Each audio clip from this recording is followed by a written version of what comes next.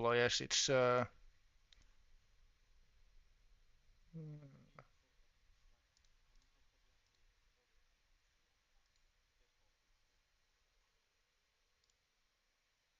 I'm just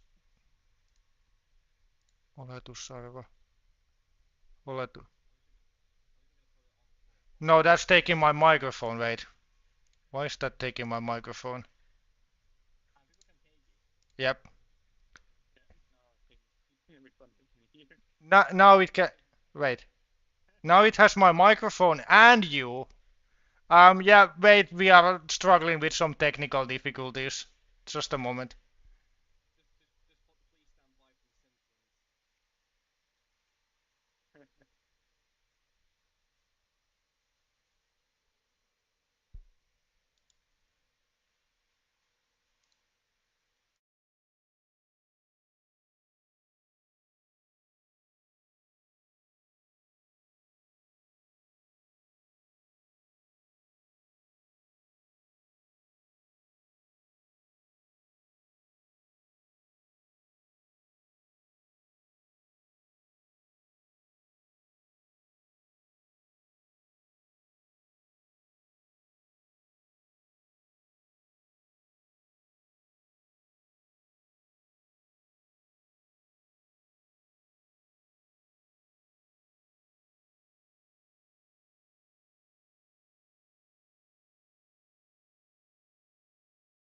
Is anyone there? Well, if anyone can bloody hear me, well, it's. If anyone can bloody hear me, yeah, we're back, boys. After 11 months of no OC since the 20th of August, since the Formula E race. Well, the GP4 OC is back at the World Champcar race here in Austin, Texas. I am Blake Moore. I have gotten older. Well, I think I've gotten older. Yeah, I'm just happy for this championship to be back. And alongside me here today is a new face here in the commentary booth. Many people call him Comedy Pure, but today I'm going to call him Chris. Chris, welcome to the commentary booth here in the GP4 OC. Thanks. So now we're going for qualifying here, and there's no rain on the horizon. That's great news. So if for anyone who's new to the OC in general or World Champcar, the OC is an offline championship. But however, this is World Champcar. I can explain the rules of World Champcar. Qualifying is we're using the 2003 one-shot qualifying system. So basically, what is going to happen now. The guy who's going to come out last in last race will be the first guy will be the first guy on the board, and here we are now. The Carlin Motorsport Chevrolet coming out of the pits, and it's just nice to see cars back in action. And it's be David Milewski who is going to be the first car out on track. So what happened last time in Indianapolis? It was not a great race for Carlin. Almost a year ago since that race happened. Well, let's hope that Carlin can actually push for points here today. And no, it's not an hour qualifying. It's a one-shot qualifying. There's not really an hour. So basically one guy goes first, complete his lap, and then the next guy will go out next. So yeah, it's just simple as that. If there's any mistakes, well, that means your lap time will go bye-bye.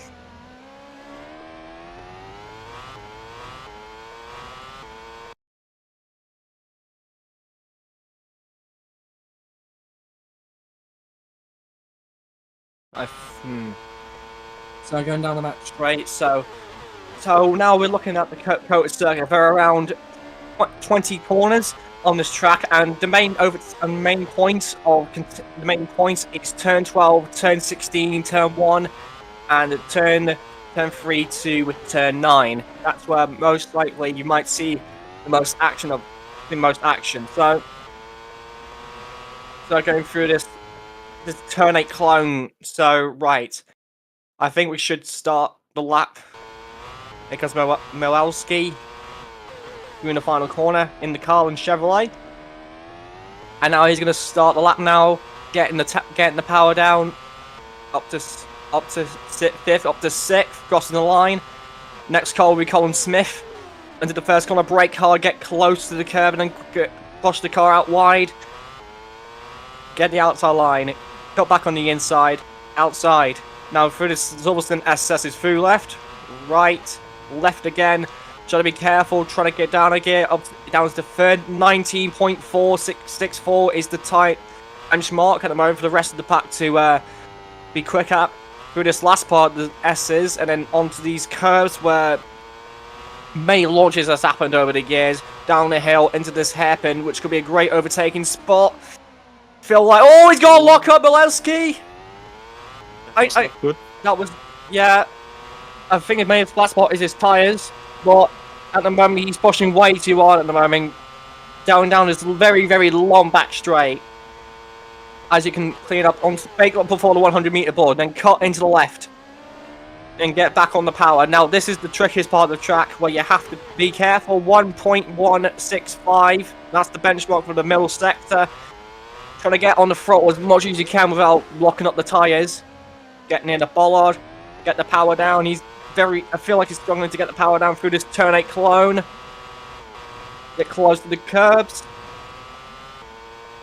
And then be careful not to track extend here through the curbs, down the hill. And then through the final corner. What's going to be the Collins lap time? Bilewski is going to cross the line. And it's going to be a 1 minute 40, or is it going to be 1 minute 41? And I say 39.3. And that was Bilewski done, and now we got Colin Smith. Manor last time out actually had a really good result, but it was for another driver. But Colin Smith, his teammate scored points in one of the slowest cars on the grid. I feel like he could improve this time around here in Kota if he pulls a really good lap together. Yeah. And you can. Okay. So onto the final lap now of Colin Smith down the back straight, past the LG logos. Next up is will be TJ Papiro into the first tight hairpin. This track, honestly, Chris, is amazing because it feels like a mesh of all the different tracks combined into one. Don't you think? Because you got Turn 8 from Turkey, Silverstone. Oh, he's actually down in the first sector, Colin Smith. So, But maybe he can make it up in the second. because sector. because Milwaukee made that mistake earlier. Hopefully, Smith doesn't make that same mistake again. Right down the hill. I think the car is all right. Yeah, I think he's gonna gain time a little bit from that. I was about to say was before that first sector. This track is amazing because it's a mix of all the different tracks of that Tolka made, or just inspirations.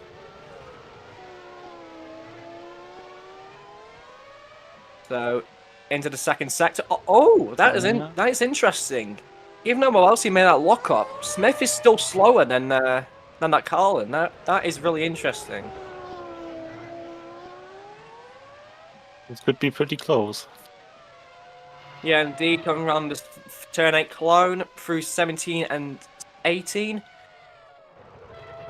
With the last bit now onto the curb. Make sure I do not crack the track extend there. Through the final corner, onto the curb. Let's see what flat time Colin Smith, the Canadian, will cross the line. Only second. Now we got the first of the McLarens, TJ Papiro. Well, last time out, I think McLaren is one of the manufacturer favourites. But remember, this is one of the first of the BMW cars, and there's a BMW powered other car on the grid. This is the McLaren BMW. So final round the final corner. Here comes TJ Papiro, the first on the Brits to start his lap. I think he should take us through the lap, Chris. Okay. As we go into first corner, look kinda good. Then we go in the fast left-right chicanes.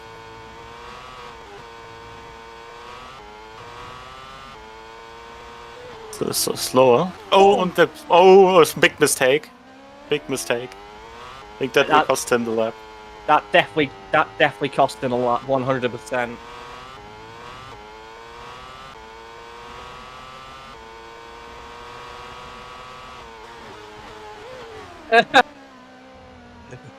Hopefully this will not be the 2016 chat where everyone just went, oh. Yeah. Papero.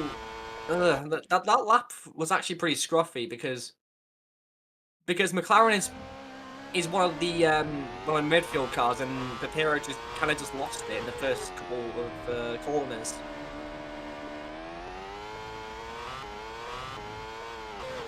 So I forgot it didn't come out 1.6 seconds off.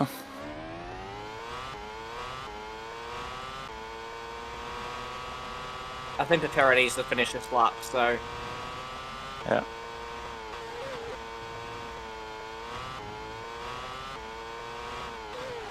Final corner. And he crosses the line with a 149. Almost 1 second off. Now, it was the first in the Maya Shank. This is one of the first of the Hondas powered cars. This is Maya Shank. And no, at least this time they will not cheat. So, yeah. And Ferreira is, I think it's another rookie in the in World Champcar.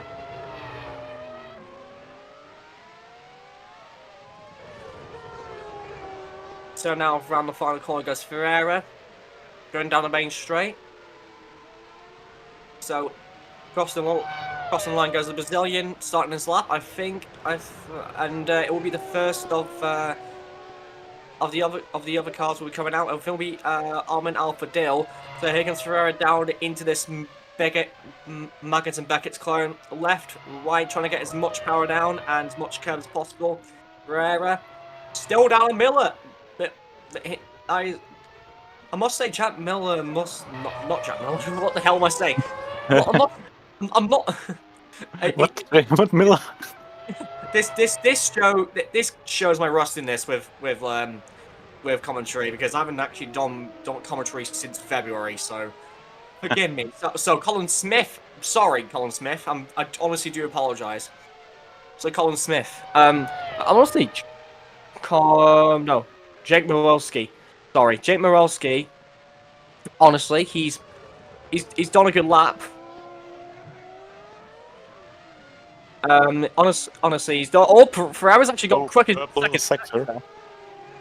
So basically, I think this lap hasn't done. I think this lap has probably turn around from Ferrari. Into the turn 8 clone he goes.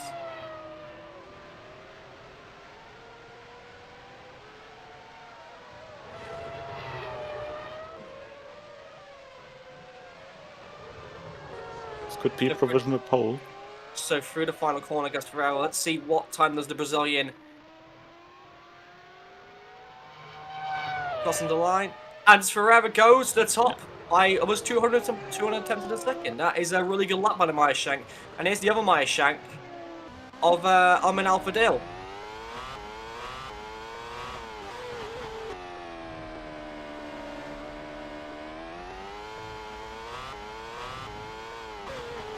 Oh.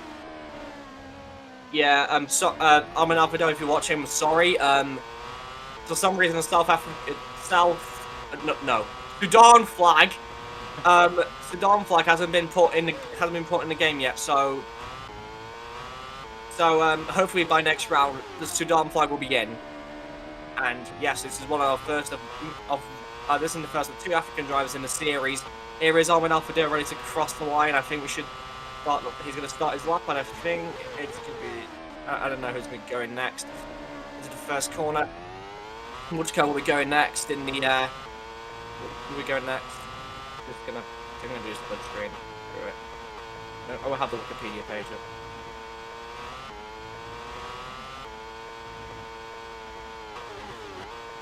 He's a bit down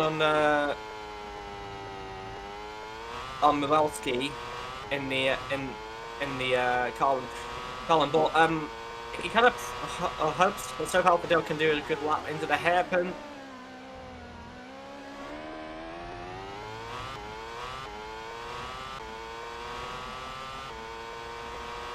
So down the lane straight. So let's see what second sector time does does. So into the left, hop a little bit over the curb, get on the curb now. He's actually 200 attempts down his teammate, so that means Ferrera's actually got a lot of pace in that Meishan compared to his teammate so far. I would say this is very promising for the Brazilian.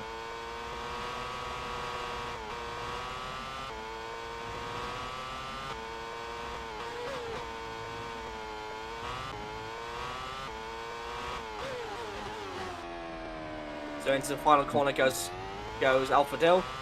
Alfredale's ready to cross the line now, and it's going to be only fourth. And now here is the first of the Ferraris, is me Simon Mutka. So let's say compared to his other Ferrari teammate, Mutka didn't have a really good time in Indianapolis, but it's still early in the season. He can still make a lot of ground up. So not everything will be lost.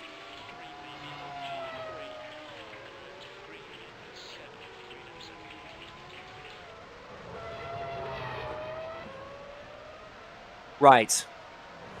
I think you should take us through the lap properly this time, Chris, because I'm hoping nobody tries to do, you know, Another mistake. Yeah, another mistake. Here we go in the first corner again. Then into the Maggots and Baggots clone.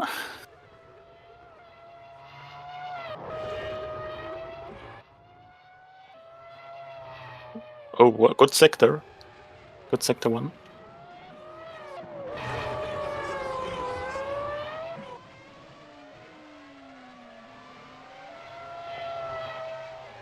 Now the hairpin.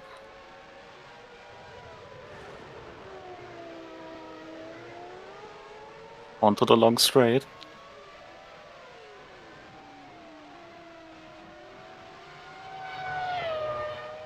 He's really getting the hammer down. Simon Mutka into this complex now, turning left. Let's see what second sector will be.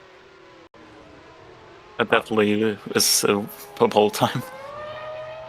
But it could be a pole time, but we've still got a long list of drivers to go yet. So don't count anyone out, especially our next driver. But when it comes to Mutka in the Ferrari through sector 3, I'm gonna let you do the last couple of corners. And last corner onto the finish line.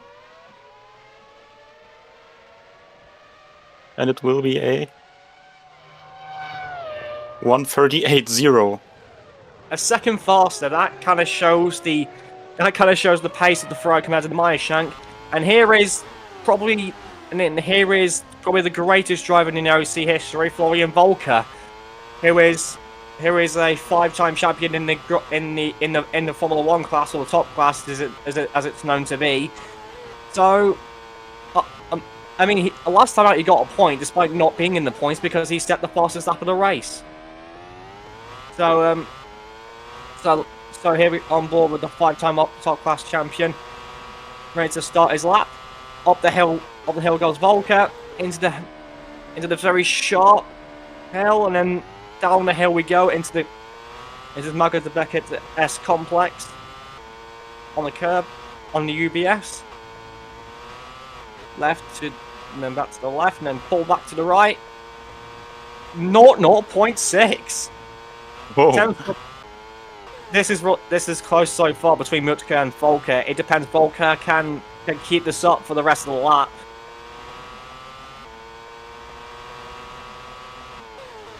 Into the hairpin goes Volker. and get back in and get back on the power. Here comes Volker down the main straight. Get as much revs into the car as possible. Up into 6th gear, almost 300 kilometers an hour. Back into this little like little technical complex of the gears. 0.009. He is on it. And into it, coming out to the complex, and then back onto the fast bit of the track into this turn 8 S corner into the track limit zone, I like to call it, onto the curb, back onto the curb now through the final corner. What will Florian Volker do in his car? So coming across the line, almost 275 kilometers an hour, crosses the line. 100 times faster than Mudka. That was a great lap.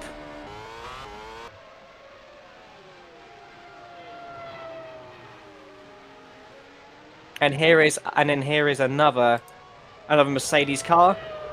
It's a grey who is I think he's the only American driver on the grid. Yeah, he's the only American driver on the grid. And he's going to start his lap now. I'm gonna let you do your thing, Chris. The first corner, we'll pass the first corner, we go on to maggots again.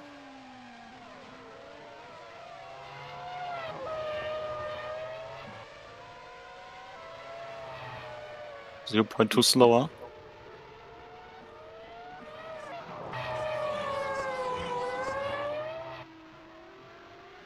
Also, just a little side note: some of the cars and some of the teams are not equal. So like the Viper cars you see here are usually at the back, and the Ferraris and the Pyramids are usually in the midfield. It's just a little side note. So this series is not equal. Just a little side note. Yes. Well done, Yuri. Anyways, let's see what Gray will do in the. Yeah, good. Yeah, I know. 0.8 slower.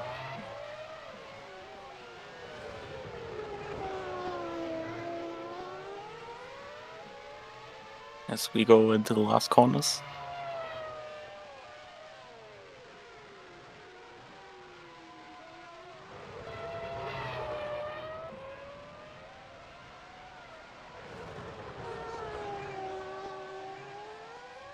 And towards the finish line, it will be a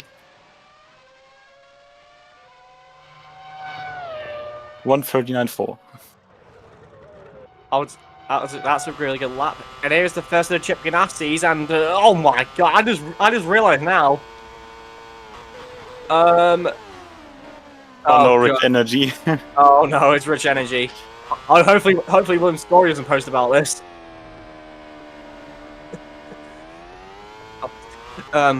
Yeah. Rafael Duhamel. Wait. That's why I saw that. Era. Before the race. Well done. Evan, you get quote of the year already, and it's not even like the first couple minutes of the restart. Okay, right. Let's keep my cool. Let's start the lap with Rafael Duhamel in the Chip Ganassi car. Up the hill goes Duhamel. He seems a bit okay so far.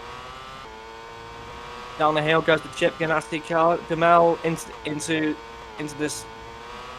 Beckett's type of corner. Let's see what it'll be.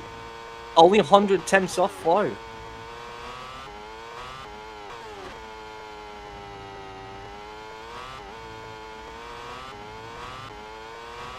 And coming back down the hill into the hairpin. Let's see what Duhamel can do on the exit. That's a really good exit by Duhamel. There. Almost breaking 300 kilometers an hour mark, and is only in 5th gear. Going out brake for the corner. And that was a pretty slow sector by Jamal in the Chip Ganassi Mercedes. So as he gonna come around this little turn 8 complex, trying to get a rider can cut back in onto the curb. Jamal goes around the final corner, and he's going to use the Mercedes power to good use. Down the main straight goes Demel. Let's see what lap time the Brazilian will do and cross the line. Oh my god, only 6. That is interesting. And then here's the other Rich Energy car. Oh, mamma mia. Rich energy. Anyways, let's not get ahead of ourselves. I just realised. Why does this car remind me of Apex GP? I may be seeing things, but this reminds me. That's true. Yes. It really looks like Apex GP. Yes, it does. Rich Energy. Okay, the Chip Ganassi car of James Bruckles. I think he's another rookie who's in Champcar this year. He's ready to start his lap. Up the hill we must go, and I would say I'm going to swap it back to you.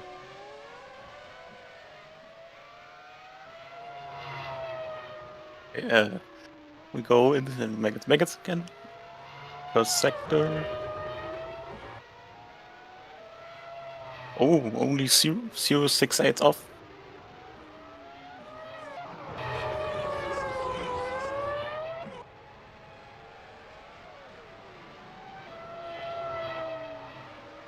As we reach the hairpin.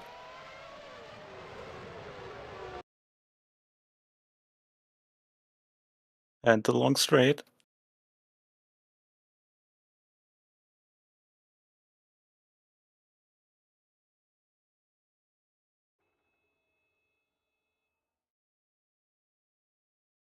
So we go into this little complex here, James Bruckles.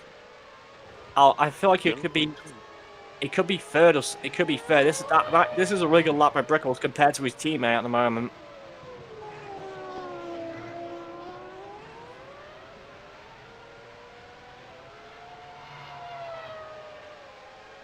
So into the last corners.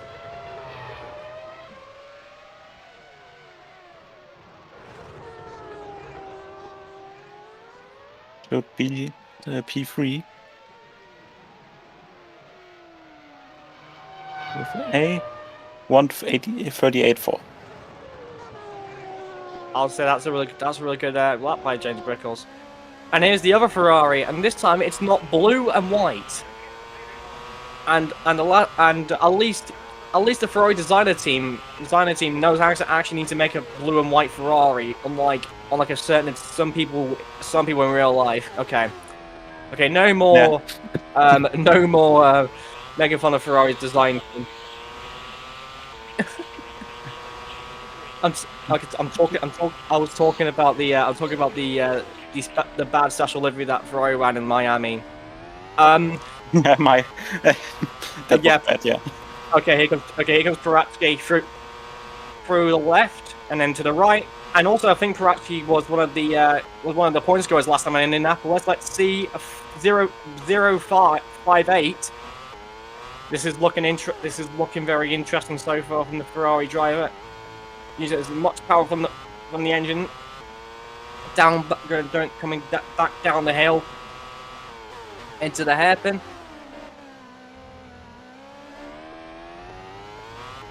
Then come back on the power using all of the top speed this car can carry. And it can hit 300 kilometers an hour pretty early compared to most other cars down the main straight. Almost 312 kilometers an hour before getting in the braking zone.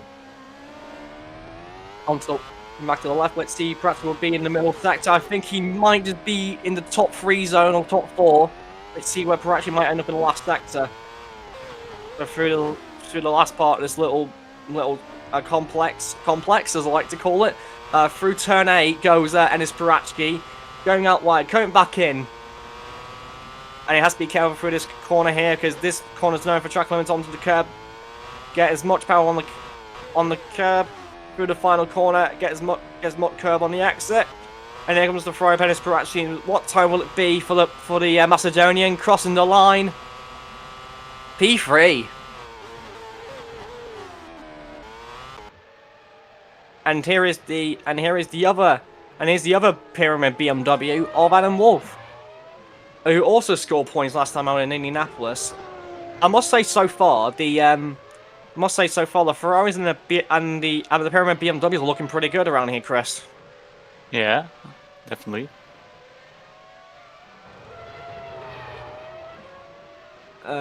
So I'm gonna let you commentate Adam Wolf's lap. I just need to do something for 5 seconds.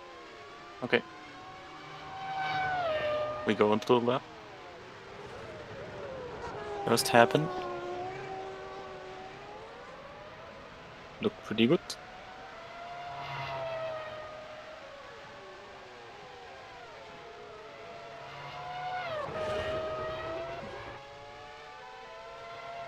Oh, wow, very good first sector.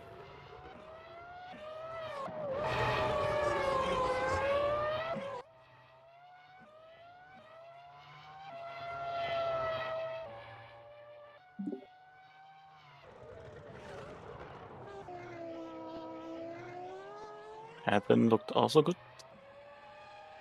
Onto the straight.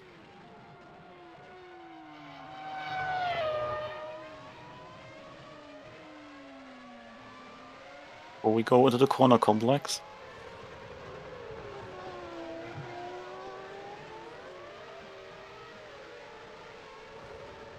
I think this could be the next provisional pole time. Oh.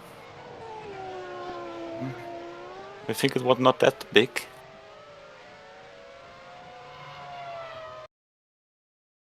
Maybe it's still enough. I mean, who knows, honestly.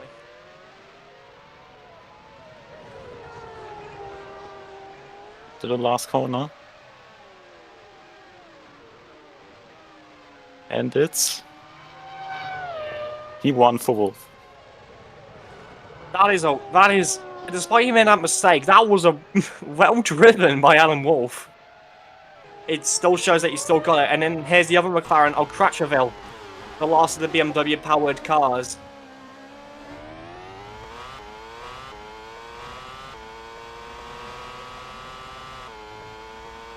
So, yeah.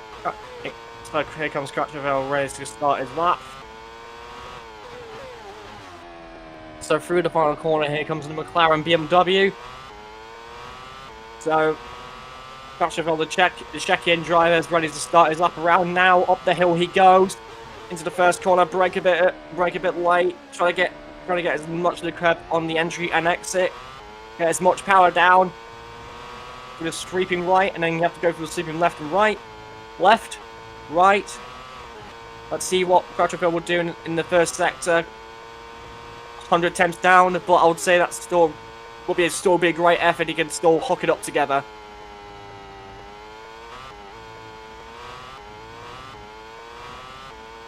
Then coming back down the hill goes the McLaren into the braking zone, braking it almost at a 50-meter board. And then get back on the power as the BMW power is going to carry this McLaren down the straight, hitting 300 kilometers an hour. Let's see what top speed this car will do. Almost 311 kilometers an hour down the main straight, back straight, sorry, and then through the corner complex. Oh, he's a bit down on the middle sector.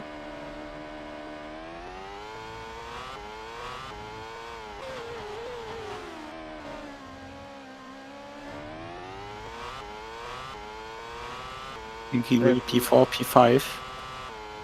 Through the last sectors. Yeah, let's hope Crutcherville can make up for lost time in the final sector. Let's see what the checking driver can do round the final corner. Let's see what Crutcherville will do.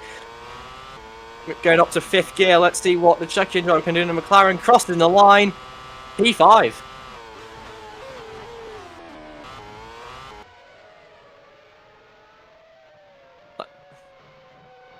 And then we got the Penske Honda of Risky Frackazane. He was in DTM last season.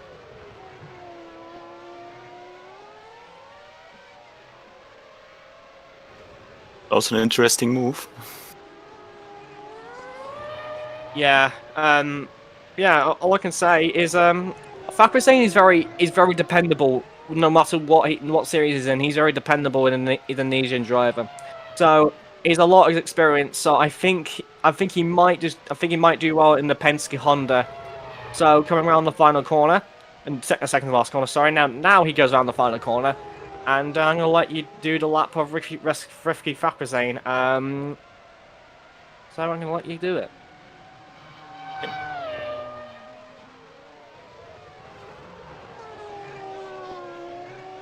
Happen is okay.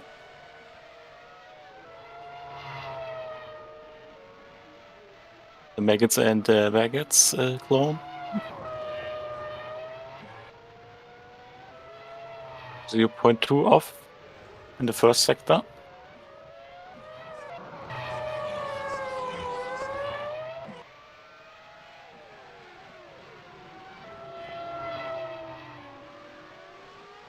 As we go towards next hairpin.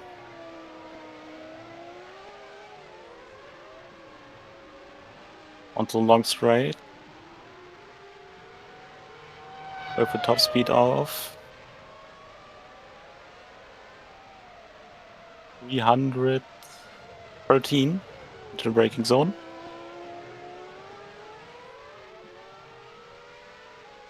Ooh, 1 second off. So it could be P6 or P7 if the last sector is good.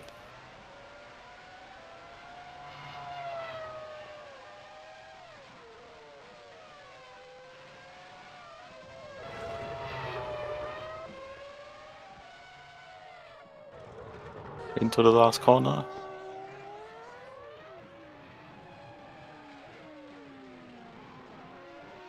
And he goes P7.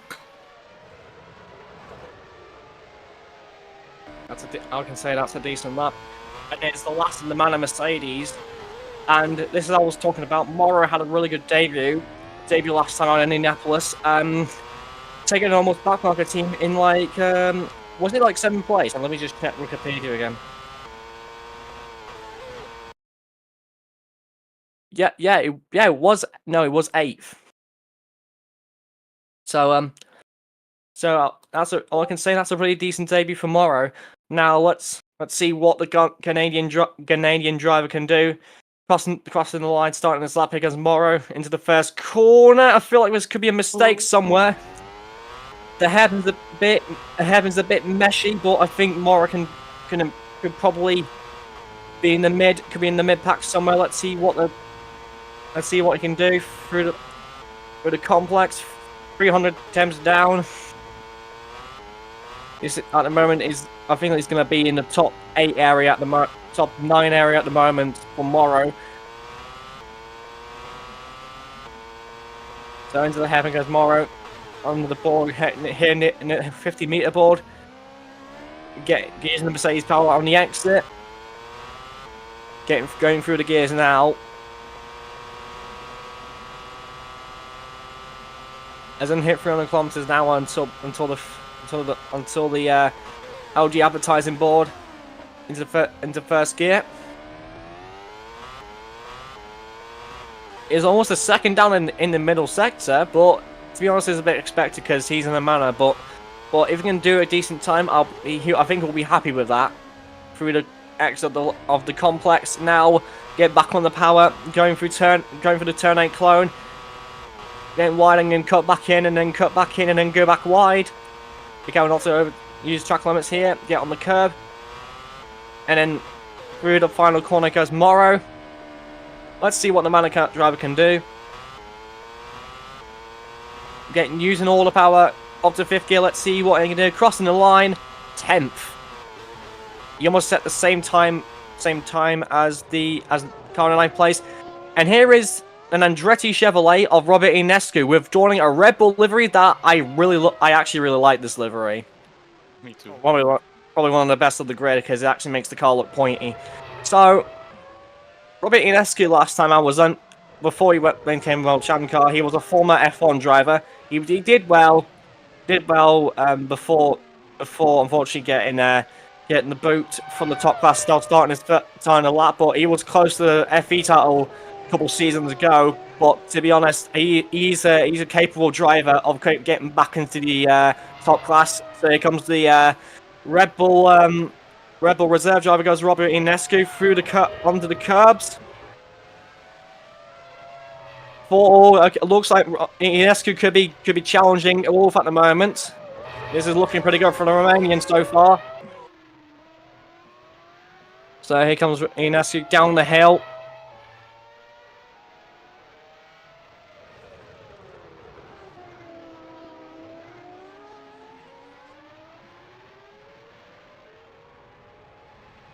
P7. So almost hitting 310 kilometers an hour into the braking zone, almost matching the Ferrari in top speed. So this is a really good sign for Robert Inescu into the complex, 100 temps down. So I think he could be in the top 5 area if he can get the lap together. So into the final couple of corners now. Let's see what Rob can do through turn 8.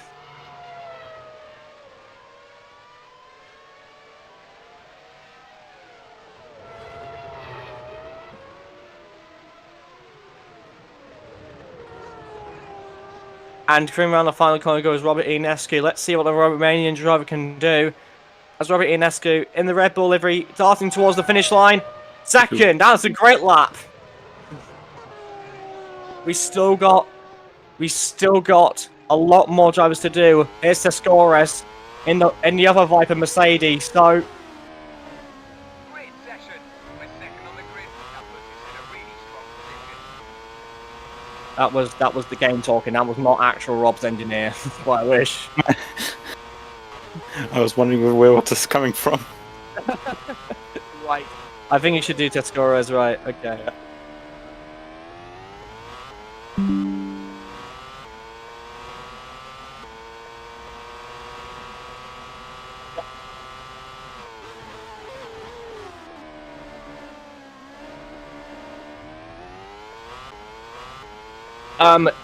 Also, by the way, Formula One or Khan, the seats will be available next season, not this year. But if you sign up for if you sign up very very soon for next year, you could get a seat anywhere. So you will join eventually. Just you need to wait. So Tescores is now coming back down the hill, and I'll leave it back to you. In the first sector, he was 0.2 seconds down on the pole time.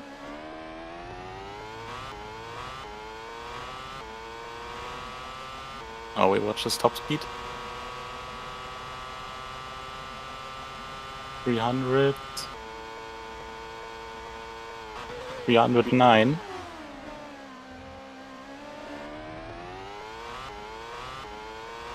One second down. So it could be something between the P7 and P8. If it's a good last sector.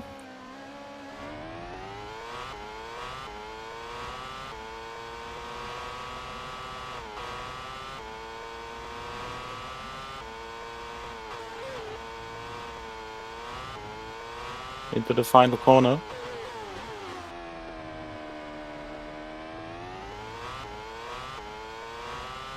And he goes 9th, P9. Then we got the first of the teams that actually went well last time in Indianapolis, and one of them is Peugeot. As French driver Stopper had a really good performance last time out in the Peugeot, and Peugeot. Yeah, it reminds me of the Pennzoil livery that McLaughlin ran in this year's 500. But all I can say that Peugeot at the moment are actually pretty good, despite they're the only the second only manufacturer to have the powering themselves, and the other one is Ferrari. And Peugeot is looking pretty competitive so far. Indianapolis. Let's see what Stopper can do. There's the Frenchman. He's going to cross the line as it goes up into the first corner, getting as much curve as possible on the entry and exit, as per usual. Into the right and then into the left. Let's see what the Peugeot driver can do. He's 100 temps down, so this shows the Peugeot's pace.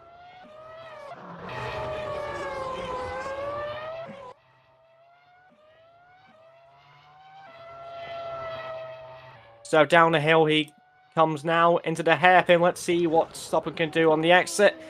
Get as much cover as possible, and then stamping on the power. As Stopper is going to use all that power underneath him. As he climbs through the revs and as you can see a little spark coming under the car, so the car is very close to the ground as Stopper. Oh, there's a little lock up there from Stopper. Oh, that was bad. And he lost a lot of time there, so I feel like he could still salvage this, but it will be a bit down. So he can stop it through the LVX of the complex. He may spot flat spot in his right front, but he can still salvage this somehow, as I said before. Stop her through the turn 8 clone. Let's see what be careful not to cut track limits. Onto the right. And then into the final corner goes the Peugeot driver. Stamping onto the power. He can stop her. As he's going to go up through the gears and through the revs. What will the Peugeot driver do? 7th. And then we got Luke Mason in the other Carlin. So Carlin could be a could be a decent team to be up there this season. So I'm gonna let you do your thing.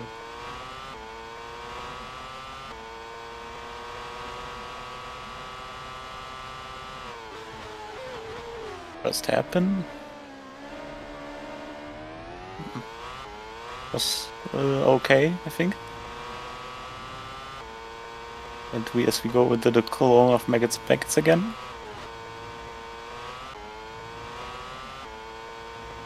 .3 down.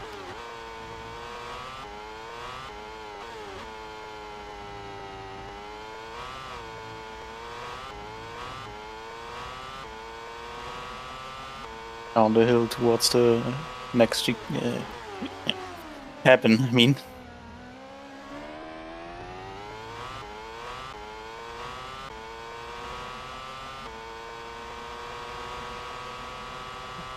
Top speed is 300. 308. Little braking zone. 1.2 seconds down.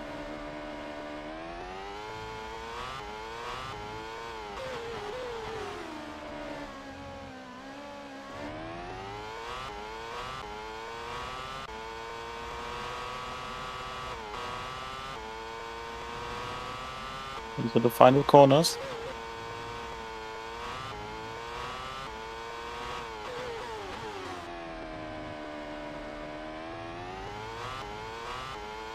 And Mason goes on P12.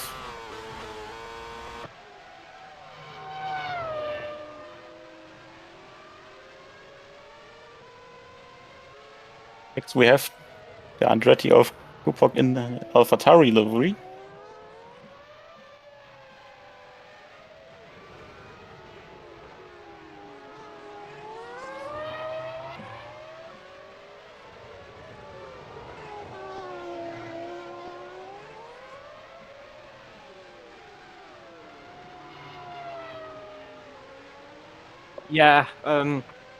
Yeah, David Kupok is unfortunately didn't find himself a drive last season in the top class. So he has I don't know how long he's gonna stay in World Champ Cup, but hopefully he can get himself back into the top class Because, well, I think David Kupok's a good driver. Now crossing the line now. Here comes David Kupok up the hill in the Andretti AlphaTauri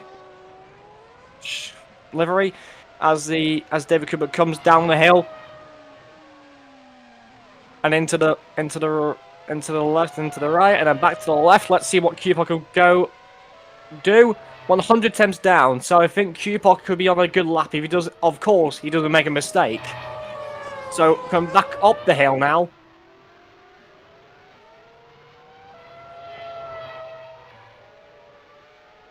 Yeah.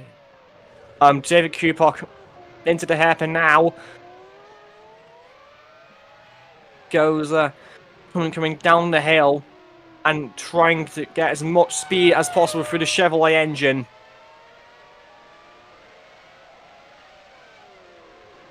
And coming back down into the braking zone. Kupok getting as much curve as possible on the entry and exit. 300 temps, 3 temps down. So Kupok could be somewhere in the middle. But honestly, if I was Kupok, I'll take it. Through this, I've said it a billion times now, but this one is kind of reminds me of Turn 8. This is Track Limits Paradise, I like to call it. Let's see how much curve it takes. That's a decent amount. Through the final corner goes David Kupok. Down the back straight. Let's see what he will do. And here comes Kupok crossing the line now. Third, that's a great lap by the Andretti. And Yeah. we got 2 drivers left now. We got Zopper and Indepensky, and then finally, let me check. And then we got Bolivera in the Peugeot. So let's see who will take pole position in these last 2 runs. The first run will be from Polish driver Zopper.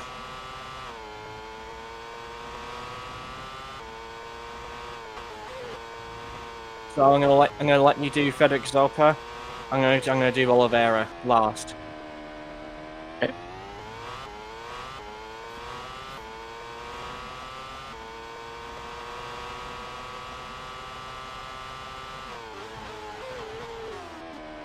First corner. Into the clone from Max Baggett's.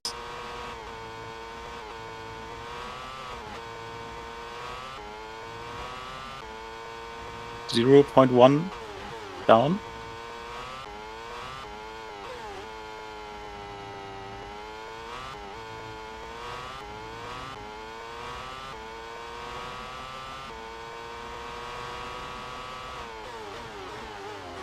Into the hairpin.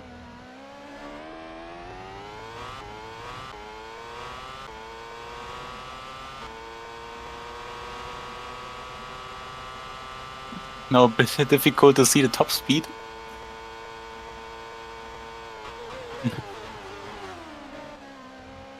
I think it was 310. 0.6 down.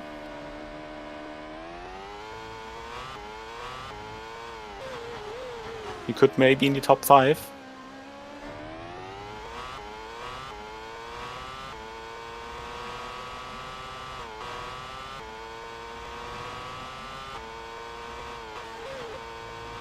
Last corners.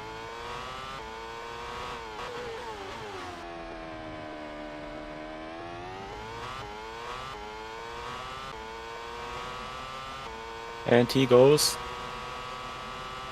9. And finally, we got the final Peugeot, which is in the same color as his teammate Bruno de Oliveira, who won last time out in Indianapolis. So Bruno de Oliveira, can he dethrone Adam Wolff, or will the Brazilian will come short?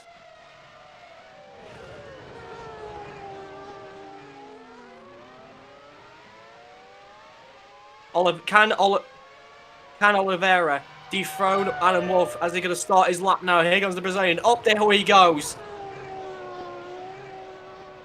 Oh, I feel like that's a very quick first corner to me. Down the hill goes Oliveira.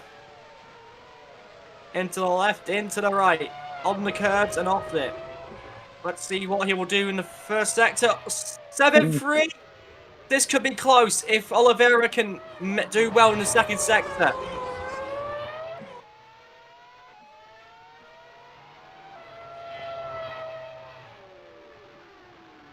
So down the hill he goes, into the hairpin. Using, here we go, on the traction, using the Peugeot power on the exit. Up the gears, up the res he goes, but the graphic is blocking out the kilometers an hour, but honestly, frankly, I don't mind. As you can see, the Peugeot sparking its way into the complex now. Oliveira on the curve, off it, on it again. Let's see where he's going to be in second sector. He's a bit down. Let's see if he can make it up in the final sector. Through the last, out of the complex, on the exit now. Through the last right-hander goes Oliveira. Let's see where the Brazilian will end up. Through track limits paradise, I like to call it. Even though I repeat myself many times, through the final call, let's see what Oliveira can do. So, let's see what the Brazilian will do. Crossing the line. It's only 5th, and Adam Wolff is on pole position here in World Champcar for Kota. And that is a brilliant lap by the BMW driver. So, the front row consists of BMW Pyramid of Adam Wolff, Robert Ionescu.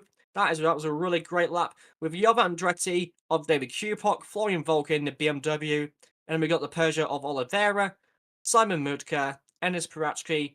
Crotcherville had a really good qualifying session. Stopper in 9th, and we got Frederick Zopper in 10th. I'll let you do the rest of the grid. Then we have Brickle, Vanician, Chikuras, Ferreira, May, Wachowski, Morrow, Smith, Dummel, Gray, Arthur, and Papiro. And last. Right. This could be a setup for exciting race here at Kota. So what we need to do now is going to set up the grid 100%, and let's see what's going to happen in the race.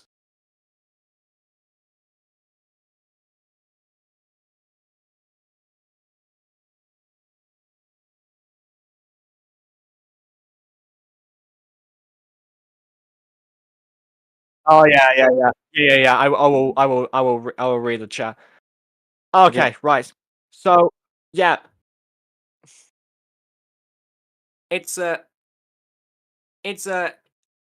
honestly BMW. Honestly, all the BMW powered cars are Pyramid. They're looking pretty good at the moment. It's first and fourth at the moment with Florian Volkin in 4th and Adam Wolff in 1st. It's looking pretty good, isn't it? Yeah, for it could be a good race for the BMW cars, hard cars. And I think so.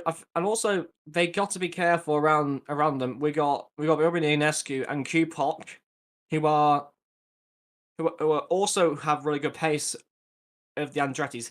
Can the Andrettis actually? Do you think they will try to bully the BMWs? Like, do you think they'll give them a bit of a hard time? Yeah, I think I think so. Yeah, maybe with undercuts, I could see that. If it's not working on track. Yeah. Like yeah, I don't know. There's still a long way to go. There's almost a 40 lap race to go. So I'm hopefully qualifying pace isn't there, doesn't show the actual pace of the race, of the actual race pace, but race pace shows more than qualifying pace because it shows the cars what they. Yeah. And qualifying, and also it shows bigger gaps in qualifying than the actual race. So Yeah, this could be exciting.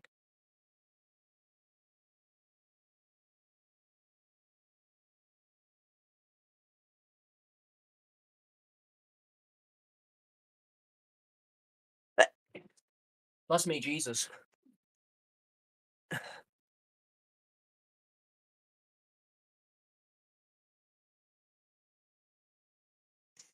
Redemption for Adam? Possibly. Well, he's always been a good driver, Adam, so.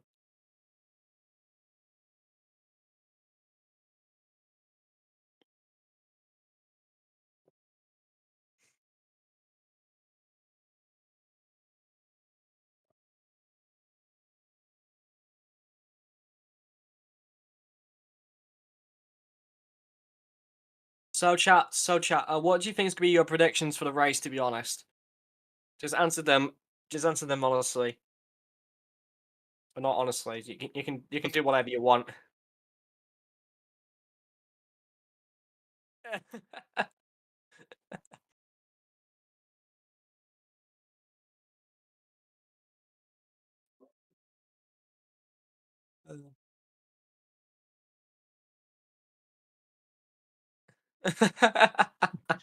I have a good prediction.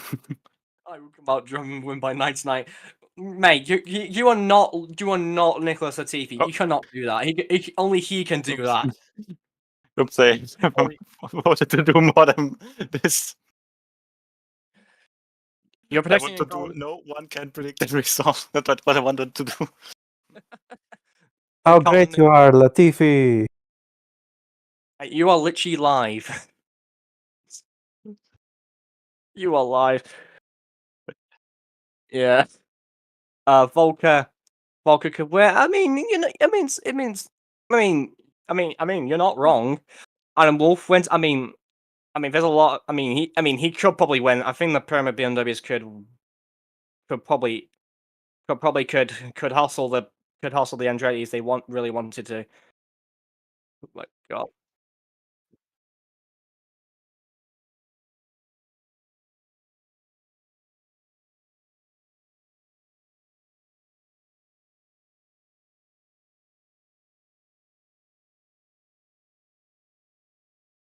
I think I think we got some word that Alpha Dill's flag could be redone. So basically, I'm hoping that the game recognizes the Sudan flag, so you can see what nation he's from. And Fire Splash. Why do you have to do that, Jack? That is so dead.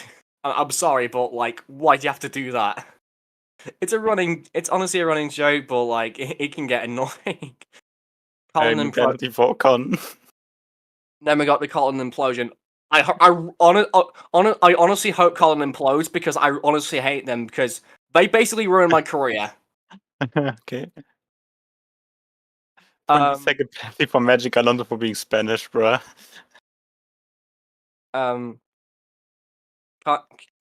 Robert, I think that is that all I can say is I need to. Where's that image of you need to stay positive? How do you stay positive? Delusion.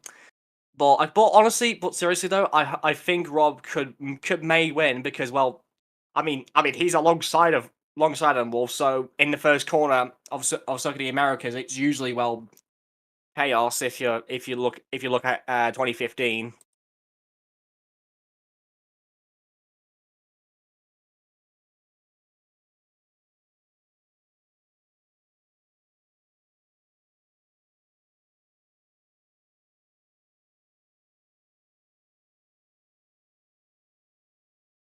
For the record, I have no issues with Moelski. I just did nothing wrong at all last season, and I think it will be funny to start the restart with some on-track drama.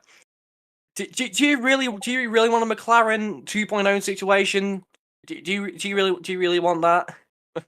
I think he really wants that to happen. I think he really wants that to happen. Of the McLaren type of.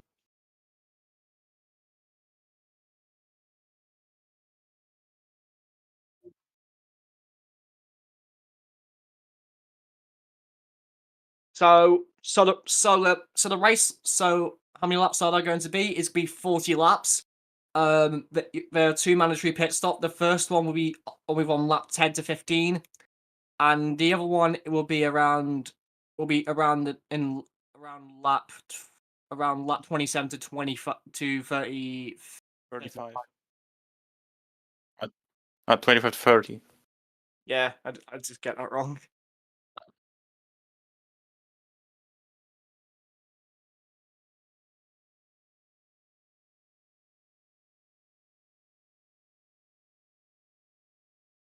So under a minute, we'll be starting the race for the second round of 3 in America. Before we're gonna leave America and hop across Europe for a little bit. Wait, round 3? Yeah, there's 3 races in America. It's called World Champcar. It's not just called Champcar. Yeah. But Hey, when Americans win an America-only sports tournament, they call themselves world champions.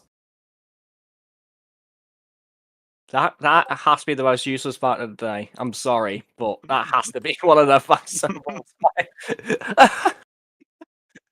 Real. This has to be the greatest live stream on the planet. Also in America, what is a kilometer? What the hell is a kilometer? We can't use any bad language on this stream because we're doing it as an actual broadcast. So friendly reminder, that happened. Yeah, that happened. So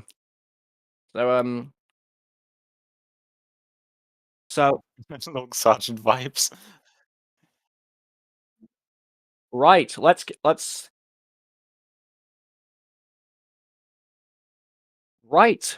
do it.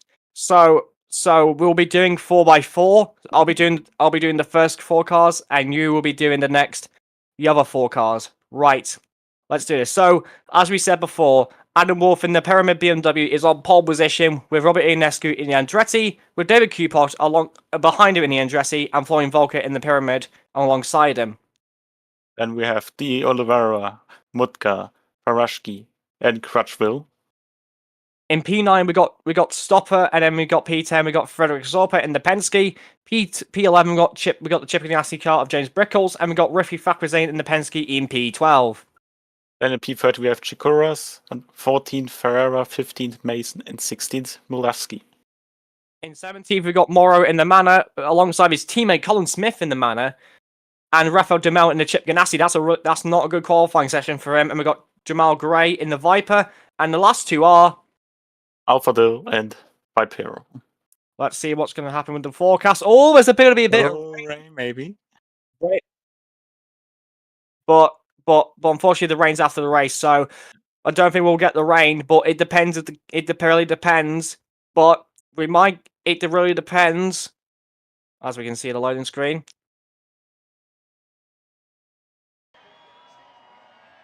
As we see all the cars line up together on the grid. Here comes the revs. Every single car's on the revs on. And here we go. After 11 months since August, last time I'm in Mexico City. 3, 4, 5 lights. And as lights start, and away we go. And Grand Prix 4 is back. And here we go. Adam Wolf takes the lead into the first corner. And I think we got some battles at the back as Oliveira has overtaken one of the Ferraris. Coming down the hill. Oh, we got a little mistake from Parachki as the Macedonian makes a mistake. But he managed to pull away from the Penskes. As we go through the little S's, we got Wolf in first, Robbie Ionescu in second, and I think we got Volker in third, and Kubok in fourth. Looks like Volker jobbed Kubok off the line. Some cars are just being a bit. This is really good so far by everyone, very pedestrian-like, but I think that's what we. I think that's that's what we. Yeah, that's what we need. No crashes, being a bit of pedestrian, but that's how you survive for a long amount of time. Coming down the back straight. Here comes Robert Ionescu trying to chase down the Brit of Adam Wolf. Going on to the heavy braking zone, he looks to the left, but he doesn't get enough overlap. But I think he went on the brakes a little bit too late, so he's gonna get Colin himself a little bit. There we go, a yellow flag. Oh, we got the crash! Oh, big crash! There's a big crash, and I think it's one of the Rich Energy cars are involved, and I think Molesky's actually pushing the car. He's pushing one of the Chip Ganassi Rich Energy cars. I think that's Demel out of the race, and we got another yellow flag. I think. That's no, we're Demel. not. We haven't. I think That's Amel. everyone is. There's a safety car. No, unfortunately, no safety cars because unfortunately we got no safety cars. But we have double wave light yellows, but we have rules for that. So let's see what happened. Demel. Let's see. Oh, he gets contact, and then James Britt. Oh, contact. The teammates hit each other. Two teammates, and that is. Oh, that is gonna be. That I think Kingpin will not like that at all. Yep, that was it all started Luke Macing hitting James Brickles, and Brickles gone around, and then Brickles just. I don't know what happened there. He got the car pushed him around. No, he did, no, he just went into him. Yeah, went into me. That's it. That is the weirdest. His teammate crashed into him. Yeah, that's the weirdest accident I've seen all day. But Pepera actually overtakes the Manor into the complex, though. That is actually a great move by him. So that's Jamel's race done on the first lap of the return of the OC, and down the inside goes Fakrid saying that's a great move by the Penske driver, as well as Alpha Dill going down the inside as well, and Colin Smith and Milewski have to pit for damage. So this is a chaotic return to the OC. If I say so myself. 3 people under pit.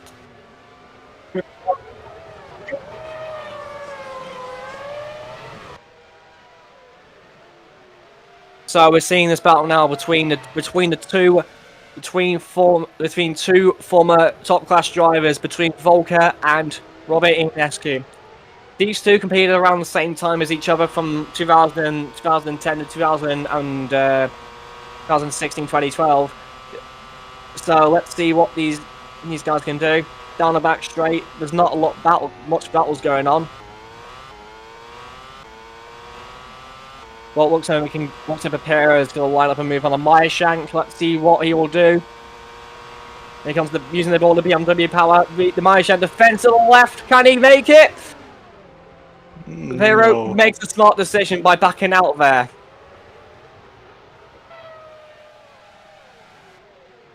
Looks like Wolf is starting to pull away, and his teammate is starting to catch down Robbie Ionescu. Looks like the BMWs are actually pretty quick around this track so far, but it's starting to become more apparent that Wolf is becoming the dominant force here, as Wolf sets the fastest lap of the race. Actually, Ionescu sets the fastest lap of the race, 1:37.9. So Robbie Ionescu is not done yet.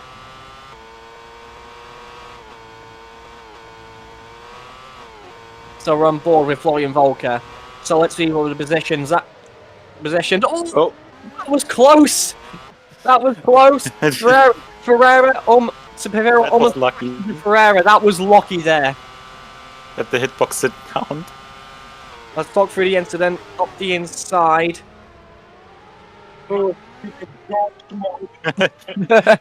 That was definitely ghost mode, yeah. Ferreira activated bloody ghost mode there. Activated Rush Chastain mode. 100%. Bruno de Oliveira is looking for a move. Here comes Dennis Paracci on the McLaren's crack onto the inside, but the McLaren defends. As the Macedonian really wants to climb up through the order. As he's starting to hound the McLaren, and more lively now. Here comes the Ferrari and the McLaren using the straight line speed of the Ferrari. The McLaren is giving him space into the entry of the corner. McLaren gives him space, but Ferrari's still there.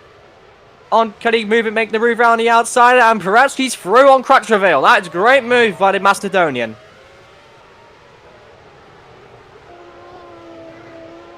Yeah, that's a great move by Paracci there. that he's starting to move up through the order very quickly. So, and Wolf is starting to drop back a little bit to Ionescu and a bit to Florian Volker. So the battle for the lead could still be on, as Gray is. Oh, we got a mistake! That was close by Gray. He almost completely lost the car, but at least he's on track. So here comes Fakra Zane using this opportunity to all himself to overtake Gray. But I think Gray is just ahead of Fakra Zane at the moment. We're cutting back to P3. And looks like Ferrera's got overtaken by Papiro. So looks like McLaren is finally through on the finally through. And here's Oliveira ready to catch the Andretti of Kupok unawares, as Wolf is starting to lose ground to Ionescu. Even Volker's starting to lose ground. So the Red Bull Andretti of Ionescu is starting to has a lot of pace in him.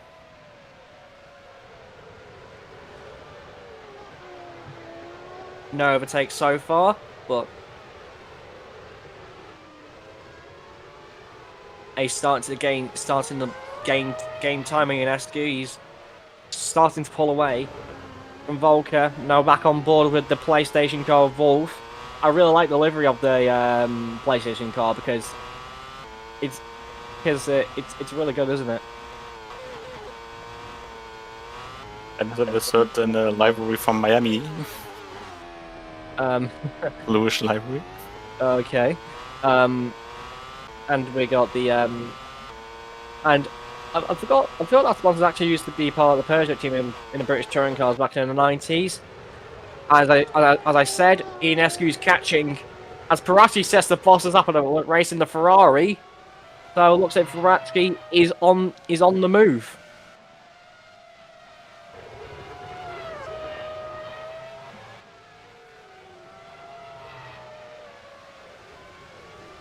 Volker gaining.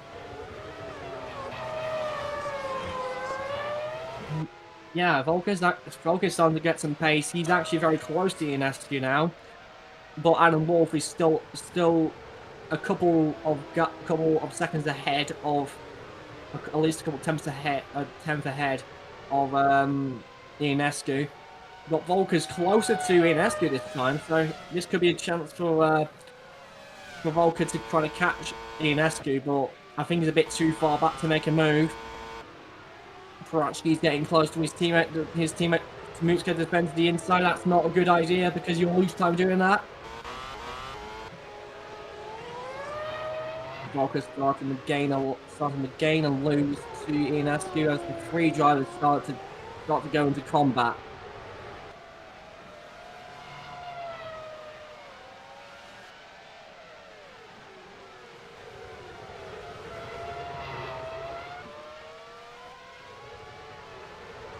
So at the moment, BMW at the front, Andretti in second, BMW third, and then I think that's an Andretti in fourth, but he's going to get but I think that's Cuba going to get hounded by the Peugeot very soon. And then we got the two Ferraris. Here comes Paratsky on his team, and Mutka, but Mutka defends the inside. He might lose time a little bit, but he gains some time back.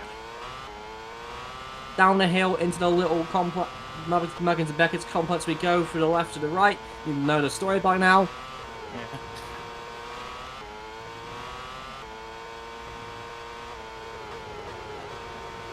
I see Paratsky is very close. But even though Ionescu could be still could be gaining on Adam Wolf, Volker is still right with him. Paratsky is up the nose of Mutka. Let's see what's going to happen down the back straight. Can Paratsky get the traction in the Ferrari? Down the main straight we go. It's going to be Ferrari on Ferrari combat between the two cars. Let's see what's going to happen. And Paratsky gains the slipstream. Mutka defends to the inside. Well, it's going to cost him a little bit of time, but yeah, that's a good decision by Mutka to cover up the inside.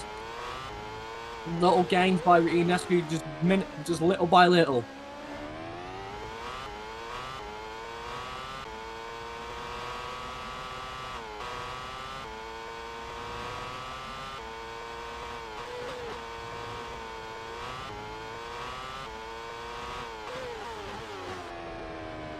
think Wolf has extended this gap a bit again.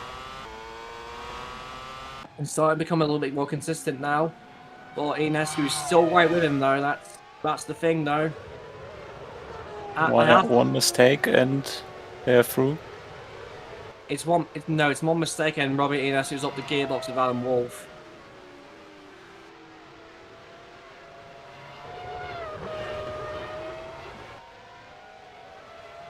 Yeah. But there's nothing separating between the top three at the moment because they're almost even match. Here comes a move. Milwaukee on a manner. That is close.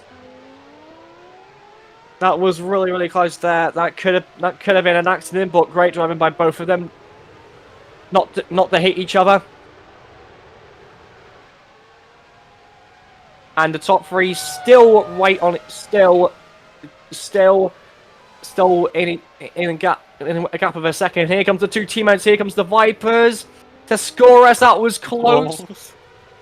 Here comes that's in between NS and NS and the other Ferrari. That was close. Here comes Gray on to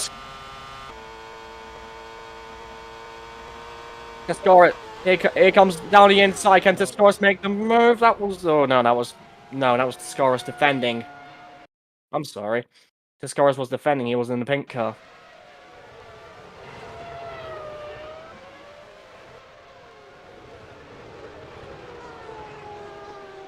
Still the top three are still in a second of each other. So that means the strategy game is all between the three drivers.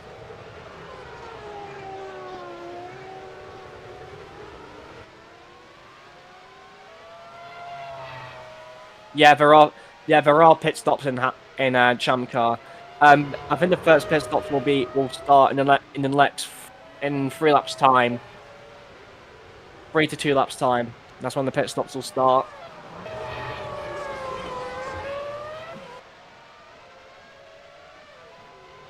So coming back down the hill, here comes the Ionescu. Still trying to get as much slipstream as he can. As Wolf riding onto the curb down the back straight. And Ennis is still in a fight with his team at Mudka, so anything can change down the back straight goes Ennis Parachi. Here comes the Macedonian on the Polish driver. Let's see which way is Mutsu gonna go. Is he gonna go to the left? He's gonna go to the right. He's gonna go to the left and cut ball back to the right. Here comes Ennis. Outside. But he's gonna get round the outside though. Can Mutska force him out? He forced him out. That is a good defensive move by Mutska. And then Crutcherville will get into the fight in the McLaren. Now we're going back on the other Polish driver of Milewski, who had that incident earlier, or is it somebody else? Milewski making the move on the Meyershank, down the inside goes the Carlin Chevrolet, and that's a almost textbook move, force him out wide. That's textbook Bob's your uncle. Move. Looks like NS, and not NS, Ionescu and Volker is starting to get closer and closer together. But I mean, to be honest, the leaders are getting on each other, very closely. I think Zopper, a little lock up by Zopper. That means Stopper could have a lock on the Penske driver.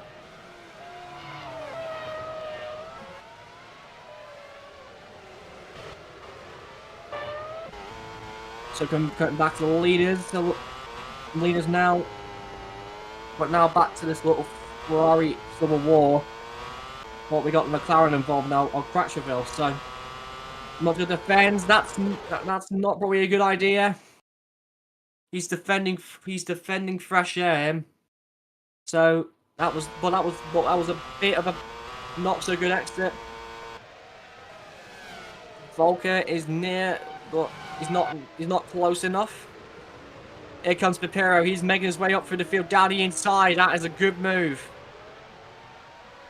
Well, actually, he got a really good exit, so he can catch the Penske on the straight if he wanted to. Here comes Pipero down the straight. He's getting the slipstream from the Penske. He's not going to make the move, but that is a really good exit by the McLaren driver. We're cutting back to the leaders now. I think Ionescu is starting to lose time to Wolf a little bit. but it's not going to be much, no.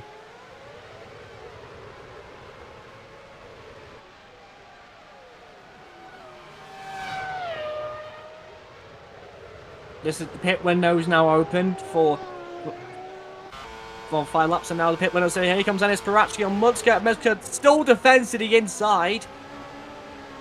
Mutska's having the defense of his life at the moment. Against his teammate. I mean, if your team was at Ferrari, you must be shaking at the moment. You're praying that the two cars don't have an incident between each other.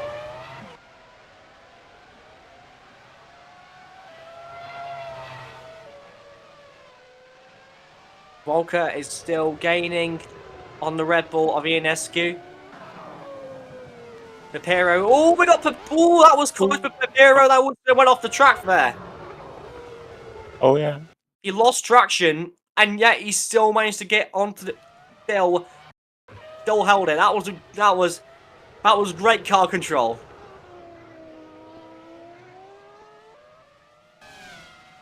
Looks like we got some boxes. Looks like Q-Box on a bit boxes lap. You can see that red light. You see that red light on Q-Box. Yeah. Oh, that means he's going into the pit. As well. Yeah, he's pitting. As well Stopper than Persia as well. That means they're going to probably trying to make an undercut, but the leaders are not making an undercut. They're still going.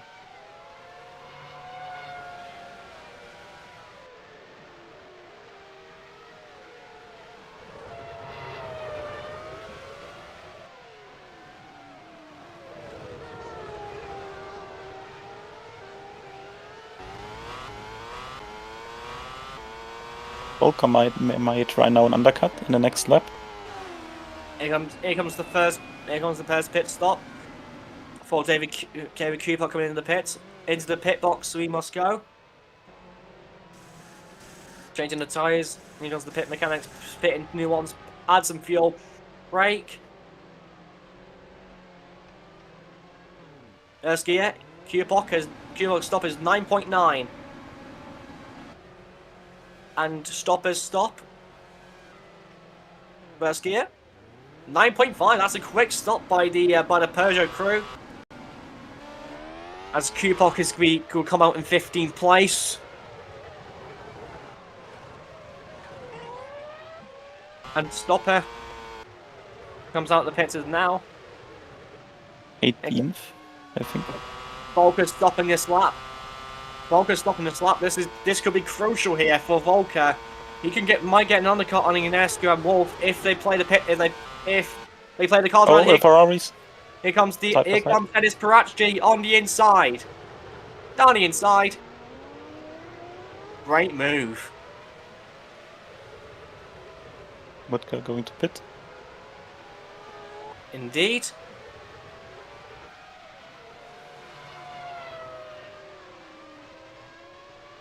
Ferrari also said now a team order to let him pass. I don't think it's a team order. Team order. Here comes Volker into the pits.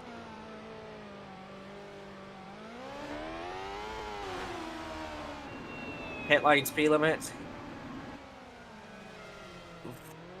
Into the pits. Here comes Volker. Into the box. Brake. Let's see what the time will be.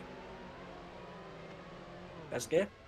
8.8. That's a quick stop by the Andretti crew. Let's see what Muska's time will be. 9.4. That's a bit slow, but Flo is now in 9th. But Tescores is just ahead of Tescores. And Mutzka's now out of the pits in the Ferrari.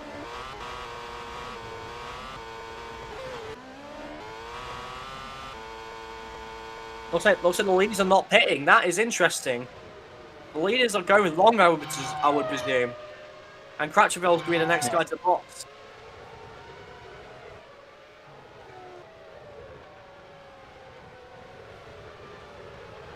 Looks like the scorers are going to have a tussle between one of the Meyershanks cars of Alpha Dill.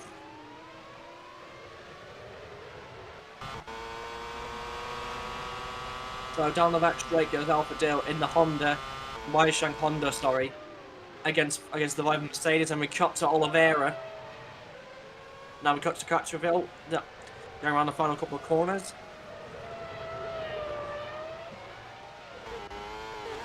In the pits goes the Czech driver. Let's that on. Let's see what the McLaren BMW crew can do. Into the box.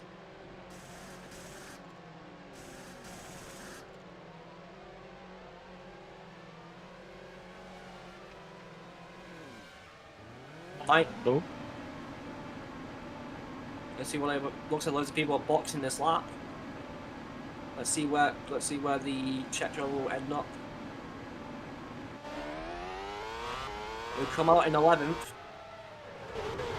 Just behind. He actually jumped Mutzke in the pits. That's a great structure by McLaren.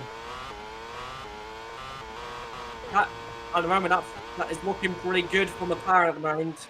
They just jump on the Ferraris in the pits. But still, Bianescu and Wolf are still going at each other. They could I box think they in the might hit the next lap. They might box in the next 2 laps. Pero is currently holding up Flow a little bit as the Penske car who could be coming in.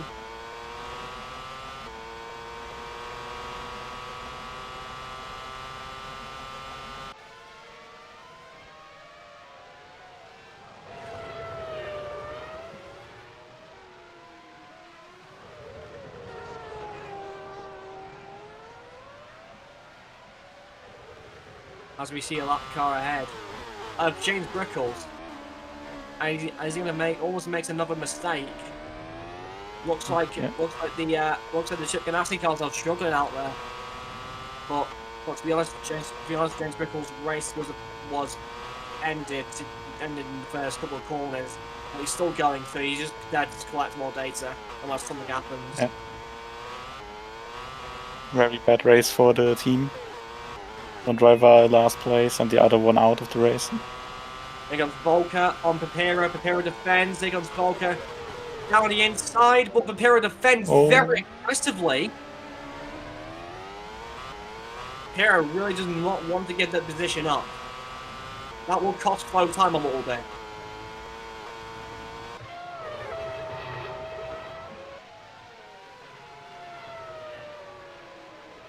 That will help the other 2 guys that are still out there.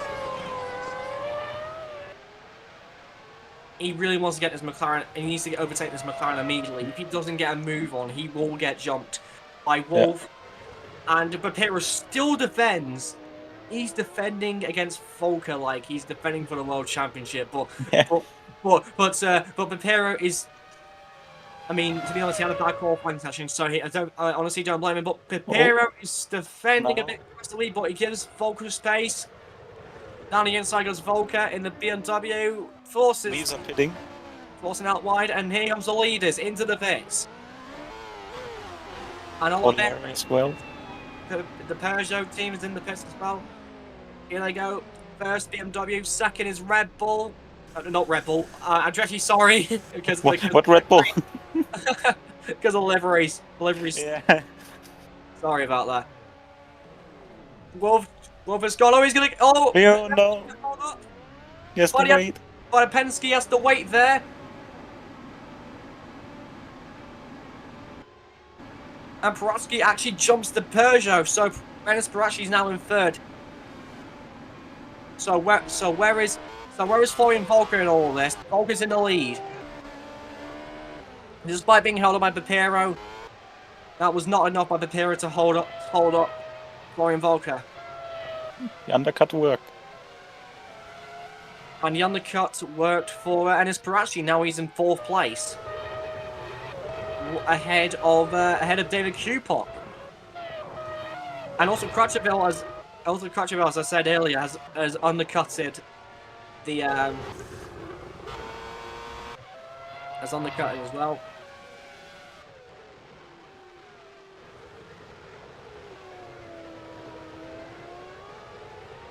So you're gonna check the stream chat.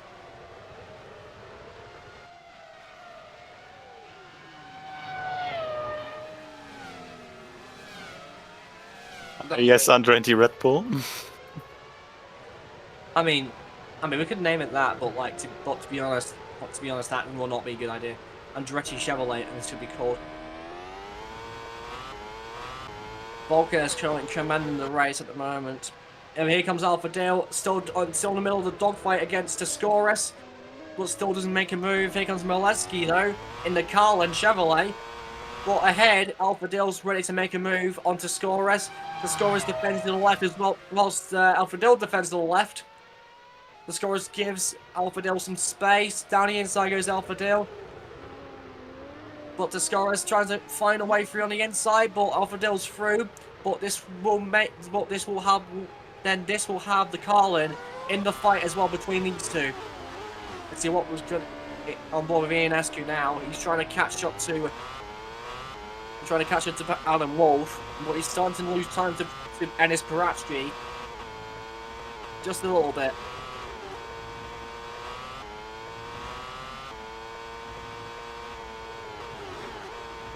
Oh my, yeah, he's losing loads of time to Enis Paratsky. Paratsky's pushing at the moment.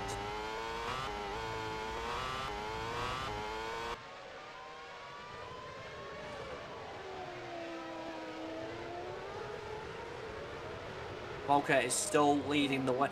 Oh, that was close. Between Milewski and Tascoris. Whoa, that was Another ghost. That was close.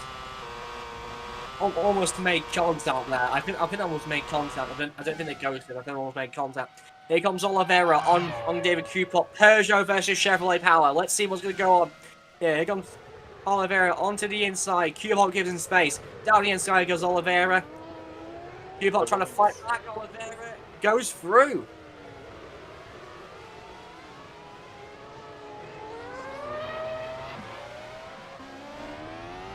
So the Peugeot is starting to show its muscles in the championship after winning in Indianapolis.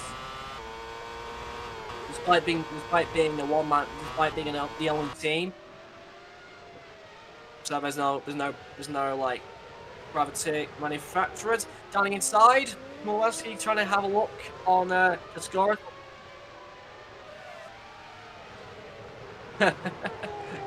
I'm thankful the FIA is not running us. Paratsky sets the forces up on a race. That means Paratsky is on a roll in the Ferrari.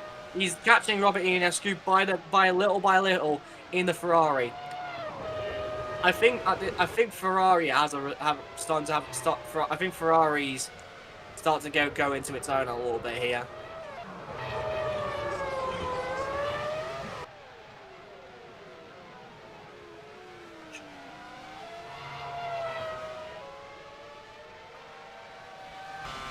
So there comes Milewski, diving on the inside, trying to do the same move, but Tascoris... And ghost again.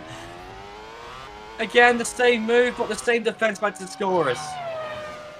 Robert Ionescu's on the threat from the Ferrari. The Ferrari using loads of power down the straight. Ionescu defends.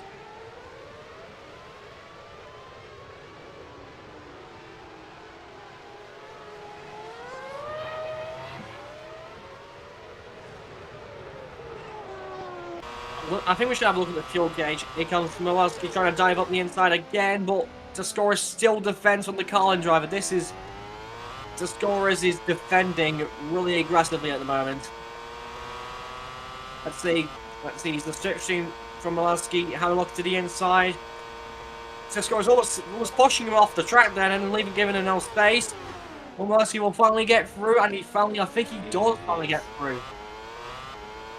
That was a long battle between the two.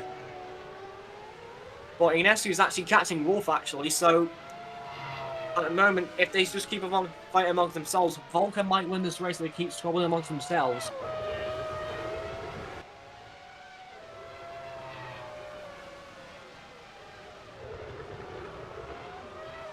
Also, he's lucky 2 times that there was ghost mode for him. Yeah.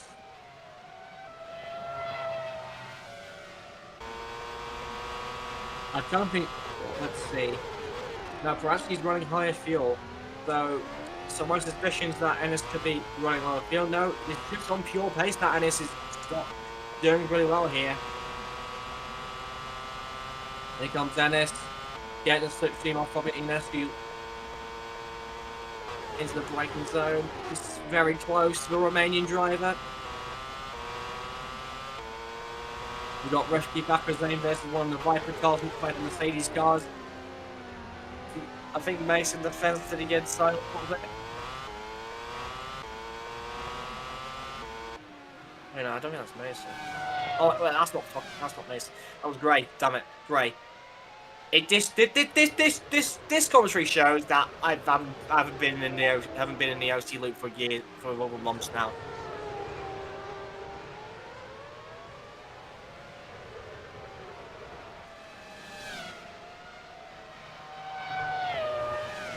But Adam Wolf still slowly losing time to Robbie Inescu. Backwards lane. There's a little mistake, I think. What's it on track?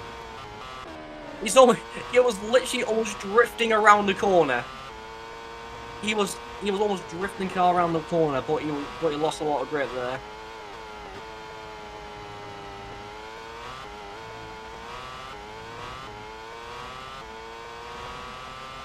Here we go. Here we go. Ennis, Robbie Inescu versus Adam Wolf. Let's go. Let's go and see what's going to happen down the back straight. Looks like Inescu got the better X and Karachi, to be honest. Let's see what's going to happen between the three drivers. Looks like it's just Colin just getting close to each other. They're starting to pull away. It's like this is literally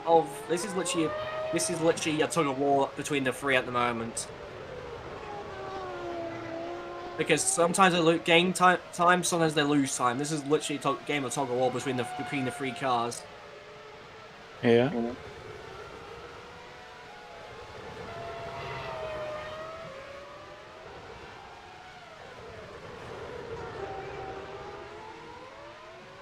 As Wolfgang actually can see Volker ahead, but Inescu actually got very bad traction out of the corner. Let's see what the Ferrari can do against the Andretti.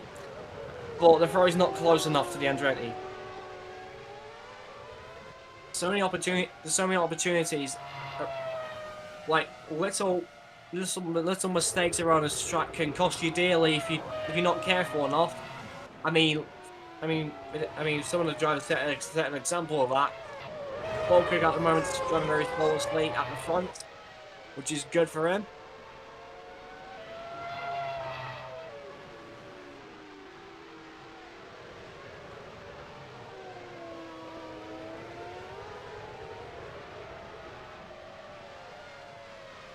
So the top four at the moment are still in a type of tug of war. Everyone's completed one stop so far.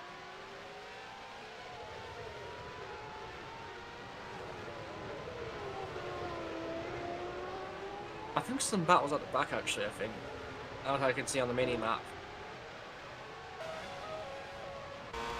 There's a three-way fight for 11 between the Piero and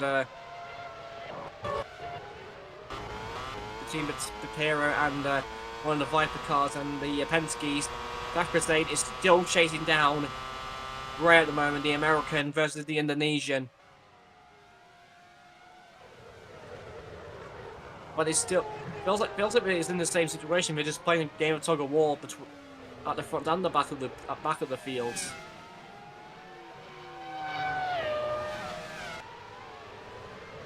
But Ennis is gaining a little bit more than Inescu than this time around.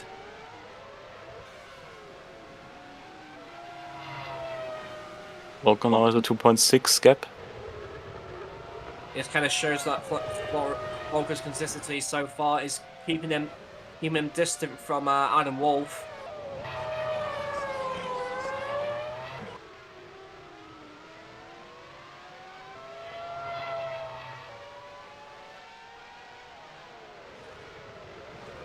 So we got around 20 laps to go left in this race.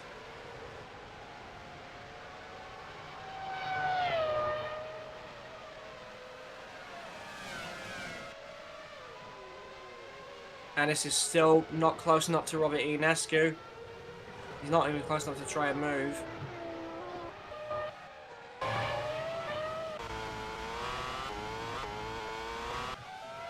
I think the next pit window opens in 6 laps.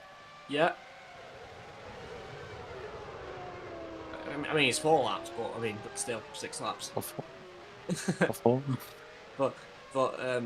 But still, I think Vakuzen can still try to find a way against the Viper because Penske's are quicker than the Vipers in the straights. Because and there's Gray to the inside, they're covering off the Penske. So that's the first of his defensive moves so far.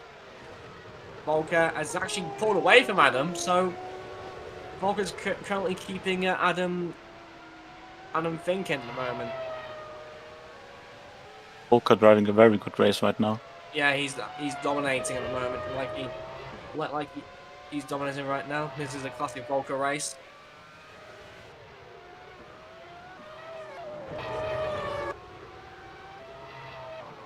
Oliveira. Oh, Oliveira! Oh, that was close. He made a mistake there. But there's nobody around him to catch him. But still, that was a mistake. To the left, to the right.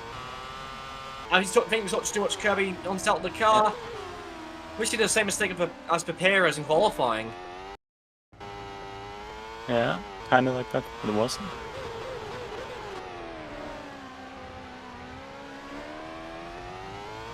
Battle for seconds, still no changes.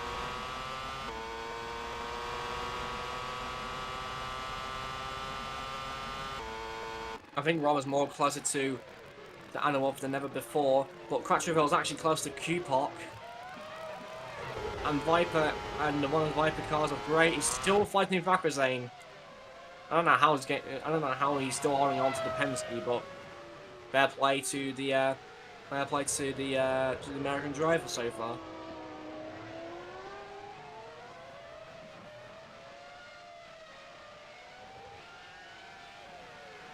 Down the main straight goes Penske versus the Viper. Let's see what Vakuzen can do. Looks to the left. As Gray defends to the right. Run back on board with Volker. Luke Mason is going for a move. I presume it's on Tescoras. Down the inside goes to Carlin, and that's the move done by Luke Mason. Luke Mason is doing a decent recovery drive at the moment, but I don't think it's going to be enough. But at least he's moving up places. Volker is still ahead.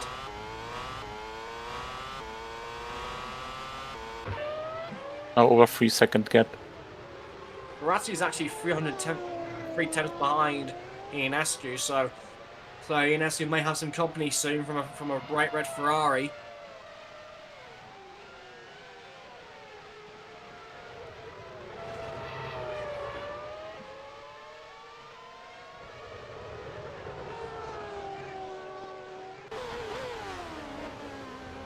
Now back on board of Alan Wolf.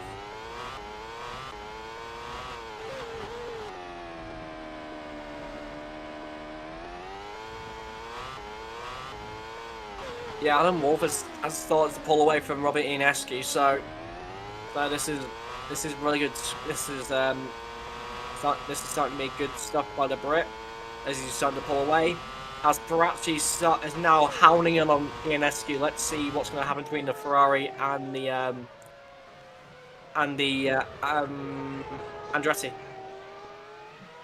Here goes the final corner. Let's see what the Macedonian can do against the Romanian. Using the slipstream, but the Ferrari's not close enough to the Andretti Chevrolet. But Crutcherville is actually catching at the moment.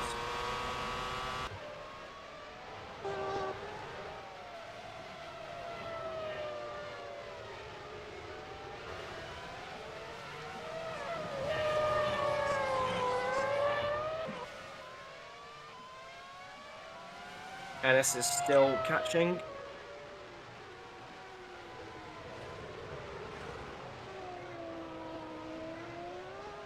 Let's see if the Ferrari driver can get a good exit. I think that's a good exit by Ennis. Let's see what's going to happen into the braking zone at the end of the straight.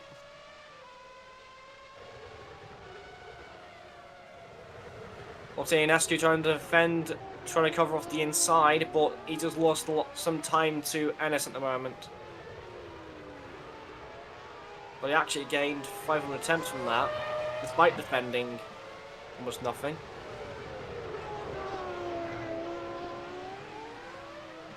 So in a long lap time, the second pit window will open. Let's see who's gonna box first.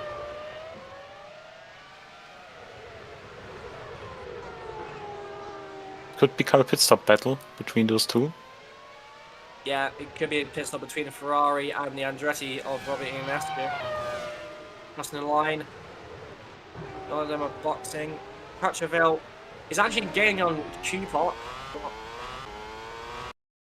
Inescu is currently so far just trying to defend from Ennis. Ennis is so close. Look at the gap.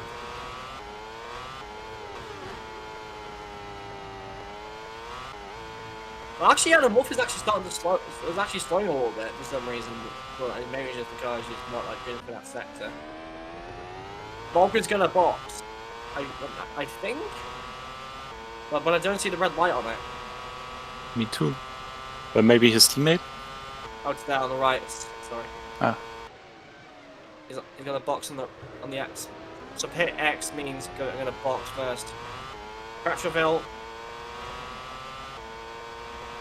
is currently trying to find a way to get past Q-Pop.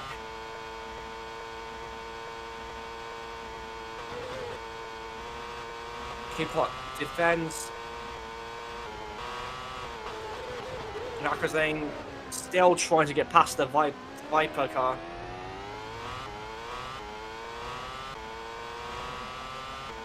Volk on the pit. Volker's in the pits. This will be his stint until the end of the race now.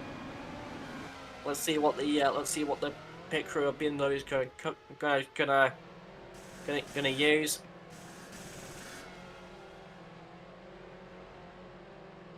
I'm staying all the way to the end. First gear. 8.3. 8.3 seconds. That is a quick stop.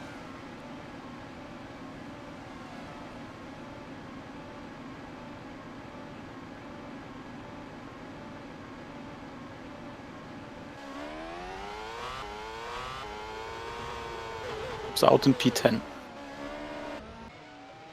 Time to stop. But now this is the battle of the zoo provisionally for the lead. But Inescu is actually defending a little bit too early, so this could be a advantage for Enis Paratski at the moment. Let's see what's going to happen down into the heavy braking down at the end of the straight.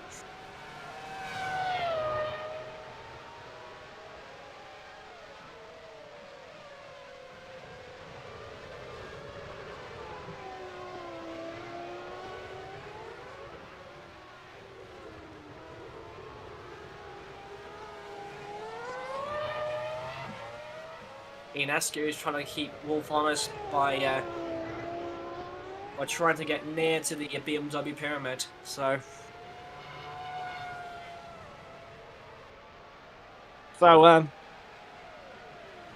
yeah, this is still preoccupied trying to overtake Robert. Oh, he's in the pits, Robert Inescu. I think he's trying to cover off Florian Volker. He can make the pit stop right.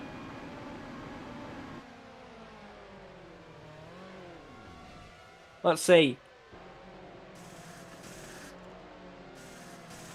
Let's see what pit stop Andretti will do for Robert Inescu. First gear, 8.8. That's not quicker than the Volker stop. And here's Volker. He's currently chasing down the Peugeot. I'll stop her. Let's see what's going to happen. Stop and defend to the inside, but it gives Volker space. Up the inside goes Volume Volker, and he's up into 8th place. Good overtake from Volker. But Robert Inescu is now in 10th. Robert Ionescu really needs to get a move on if he really wants to catch Florian Volker. And Ennis will be boxing next, but Anna Wolf will be out for a very long time. I don't know what strategy I don't know what strategy Wolf's been put on, but it really depends where Wolf's going to end up by the end of this. Maybe both tries an overcut. They could try an overcut. Vakrasane out of the pits. Oh, Gray's got jumped in the pits by Vakrasane. Smith in the pits. Alan Wall and Pratsky going through turn 8 clone as Baracci's probably gonna box now in the Ferrari. Ball's off to the left.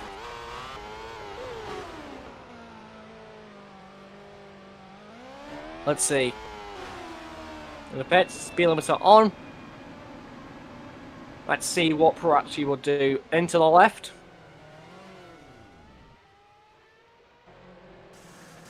Let's see what the Ferrari mechanics can do. Put on new fresh rubber. Little fuel. Let's get that is 7.8. That's a quick stop by Enis Paracki.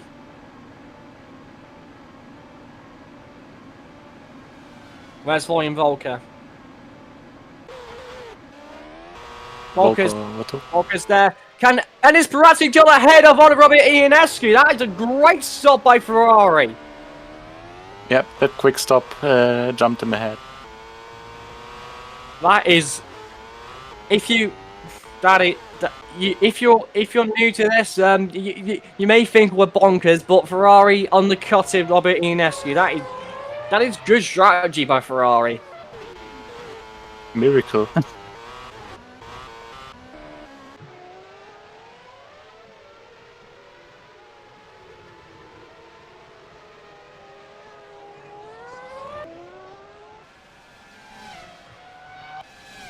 There's more people in the pits. Wolf is going to box now.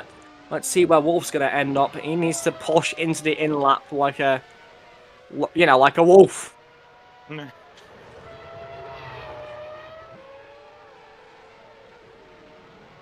So Alan Wolf going into the pits now. Let's see. So he's going to get the little spin and he's going to drop the speed limit on now. Let's see what the Pyramid BMW mechanics will do. There's actually someone else coming down the pit lane. We need to get the stop immediately. I think he might get held up. First gear. No, but I think he's safe. 0.8. 7.8, that's the same start as Paracci. Where is Florian Volker? Dropper is there. Volker is just going to be ahead of Adam Wolf. Paracci's has got Adam Wolf as well. Oh. Really good that was a really good strategy by Ferrari.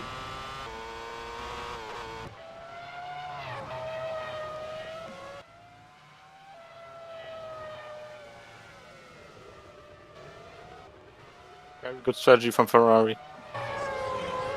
Yeah. That was surprisingly good. A bit too good, actually. I'm not used to see Ferrari doing good strategies. But I mean, it could be worse, right?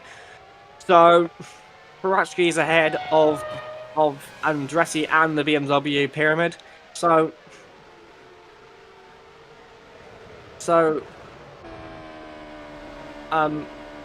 yeah, Paracki has a 4-second gap to Florian Volker, but Zopper's still yet to pit in the Penske.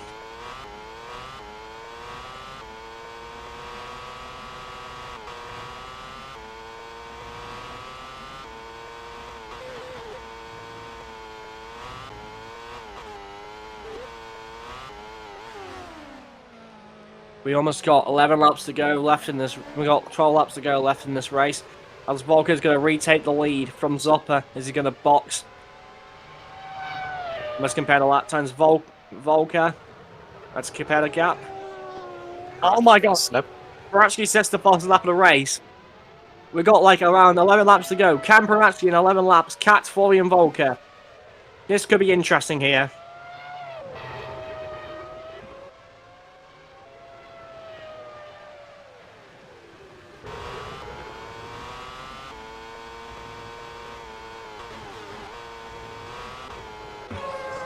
We got James. Oh, James Brickle's in the way from it.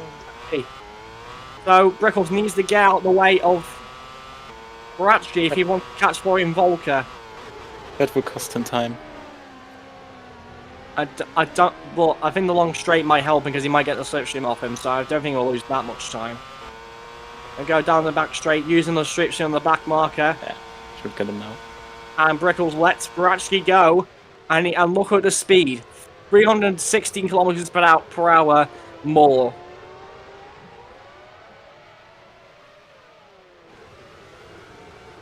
And he gained a lot of time on Adam Wolf. So Parachki at the moment is on the move at the moment, trying to catch leader Florian Volker. And there he is. But Volker will need to get through traffic more now, so.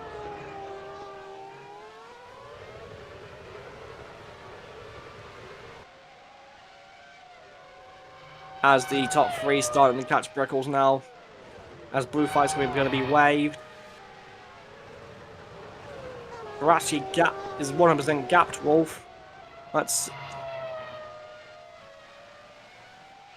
Barachi is 5/10 faster than Florian Volker at the moment. This could be an interesting end at the moment if Barachi can keep up like this. Look at it. Look, the gap is going down all the time. Oh, we got Brickles. He might hold up everything he has to. And Adam Wolf, Brickles trying to get out of the way. But Robert lost a lot of time. Oh, I don't think Robert will be liking that. He might just give it a little gesture out to the side of the cockpit to Brickles, because he didn't get out of the way in time. In fact, that was frustrating. That was a bit frustrating. That will frustrate Rob a little bit. And lost a couple of attempts to Adam Wolf.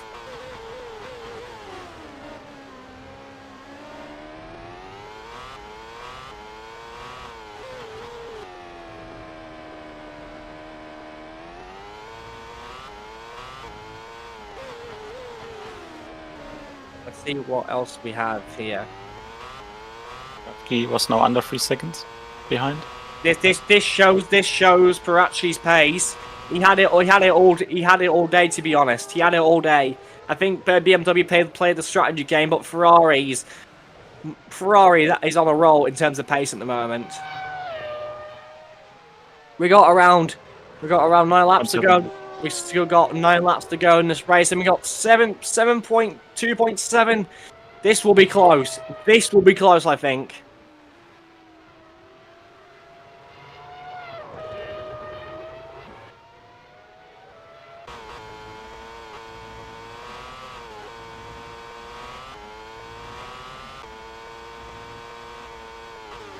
And Wolf is starting to lose time to Robert Inescu.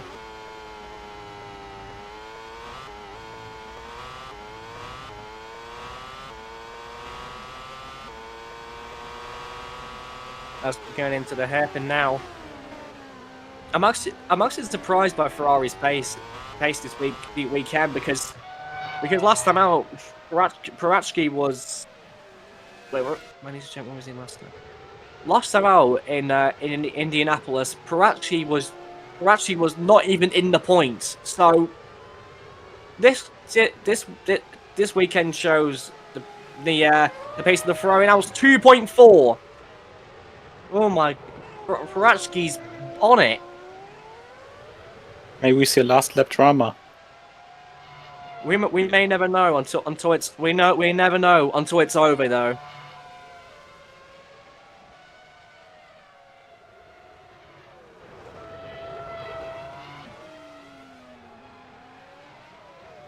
But at the moment, you can see at the top, there are some lap cars. So Volker and Ennis might catch some lap cars. That might be crucial because Pepera on the Viper.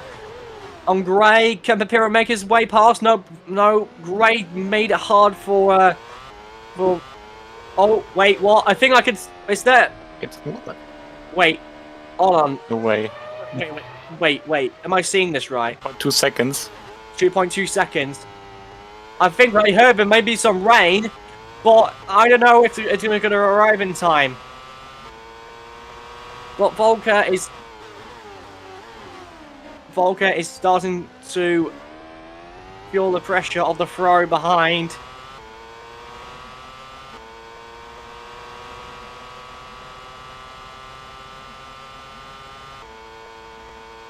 Almost. Oh, I can see now I the see rain. the rain. The rain. The rain is falling here at Circuit de Americas. This will be a work in the absolute spanner here. If it starts to rain too hard, I think everyone needs to go on wet. 1 second. 2.14. What moment was just here from my helmet? Oh, good. This could be crucial at the moment, because anyone could benefit from this. Adam Wolf could benefit from this. Ennis could benefit from this. Anyone could benefit from this if they play the cards right.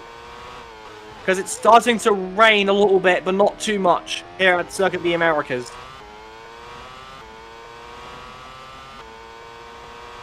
Now 6 laps to go. This will be a very intense end to this race. So I think Adam Wolf he's safe from Robert Inesu. Here's Florian Volker. Let's see what the gap is to Ennis, but Ennis is starting to slow a bit down. I wonder why.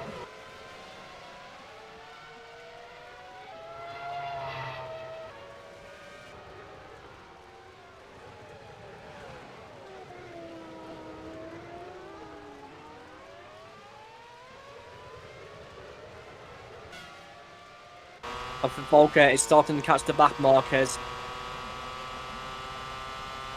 I want to see the pace difference between Paratsky and Volker.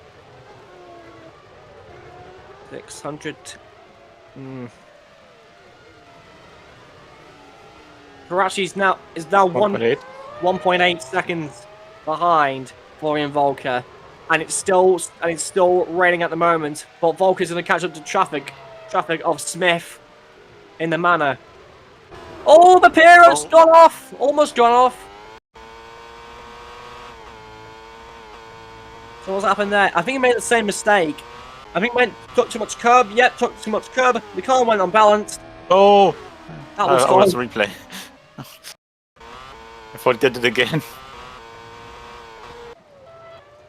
Thankfully, he didn't hit anything though.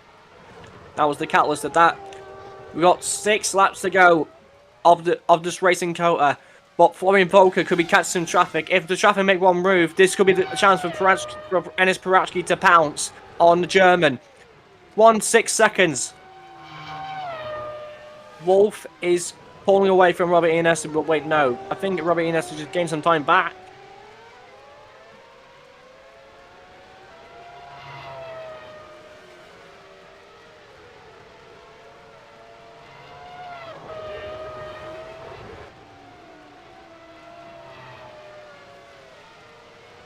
Adam Wolf is actually pulling away.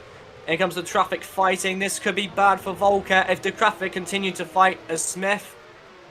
And Smith, I think the two Tamana teammates are fighting at the moment. This could be really, really bad for Volker if he makes wrong move.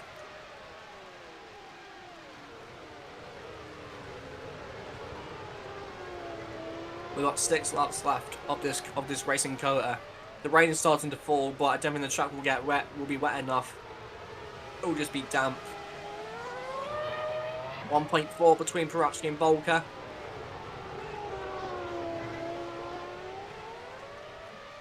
Here comes Volker on the back of the train. This could be crucial if the cars don't let him out of the way.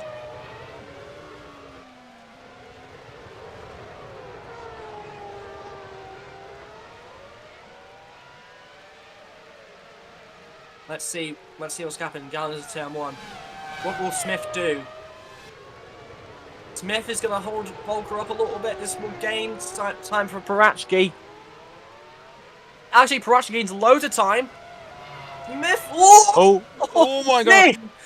That was close by Smith. Smith almost gave a helping hand to Ennis Parachki. 0.7 seconds. This will be insanely close between the two top drivers. It's going to depend on traffic management. I think Parachki's going to dive Smith. He used the wave signal goodbye. Parachki's on the back of Volker. This is crucial now. Well, Volker's going to use some slipstream off some traffic so he can gain some time. I think Volker's going to get hold of it a little bit. And here's Ennis Parachki arriving on the scene now. As the Ferrari and the Pyramid BMW go into combat. 0.5. Between the two, I think we all thought that Pyramid BMW could be ahead, but one of them is ahead. But Ennis Parachki is pushing for his life at the moment in that Ferrari. So into this corner here, Volker will make a move on one of the drivers. Oh, Ennis is going to move, but Morrow sees that coming and goes off the track, and he knows that. And Smith gains a position. 4 laps remaining of this race. Volker on the Meyershank. Actually, This might help him now. Ennis lost some time.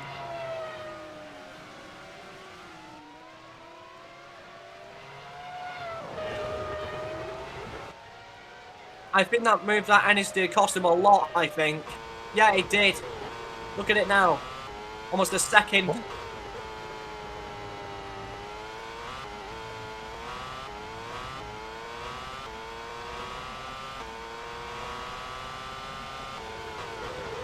Ennis is going to dive the Meyershank down the inside. We got like 3 laps left of this race. Can Ennis catch Volker? And here comes the top 3 and 4 now. Adam Wolf and Robert Inescu catching the traffic as we speak.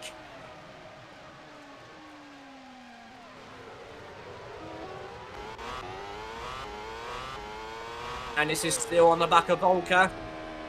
It's actually quicker than Volker through this section here. 0.7 again. There's no traffic for Ennis to help Ennis Parachki. No, this is just a straight dogfight between the two.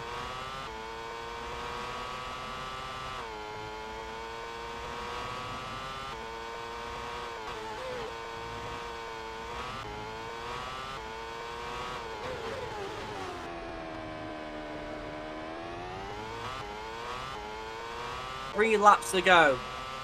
3 laps to go here in Kota. As we steal on timing graphic, let's see what gap is it. Gap it 0.5. 0.5 seconds between Volker and Parachki.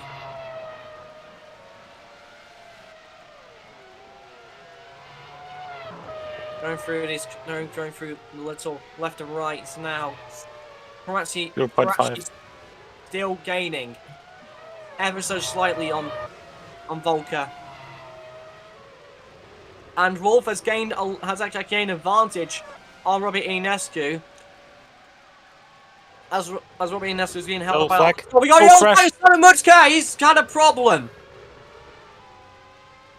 And that means that's a puncture. So Mutke just had a puncture and he's just gone out now. Oh, that's such a shame. That's such a shame. Mutke could have got Ferrari loads of points here today, but a puncture ruined his day. I feel bad for the poor guy. Well, meanwhile, up at the front, we got Ennis Parachki chasing down the Pyramid BMW. We got around 2 laps to go. Can Ennis force Florian Volker into mistake? Can the Macedonian pressure the German?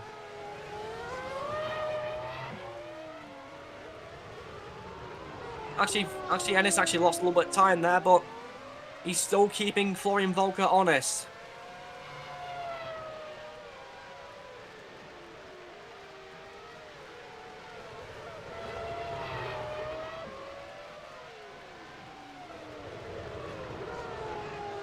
2 laps to go. Here in Kota, as Enes Barakci is actually starting to gain on Florian Volker. We can see the lap car battle in the back. 0.4. This is very, very close. This is the closest that's ever been.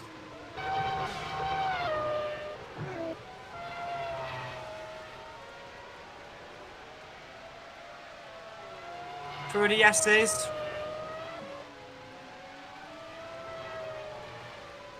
Enes is catching Florian slightly.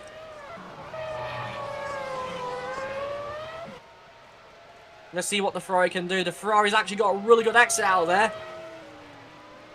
Coming down the hill. Let's see what the Ferrari can do. This is crucial now. If Barakci gets a really good exit out the corner, let's see what he can do. Down the back straight. Here comes the 2 race leaders. Here we go. Barakci. Sparks flying from Florian Volker's car. That's all you need to know. What's going through his mind right now. And this is so close to Florian Volker. 0. Oh my god. Almost 0.3. This will be a fireworks and flames ending to this race. Here we go. Through the last two corners now. We're going to start the final lap of the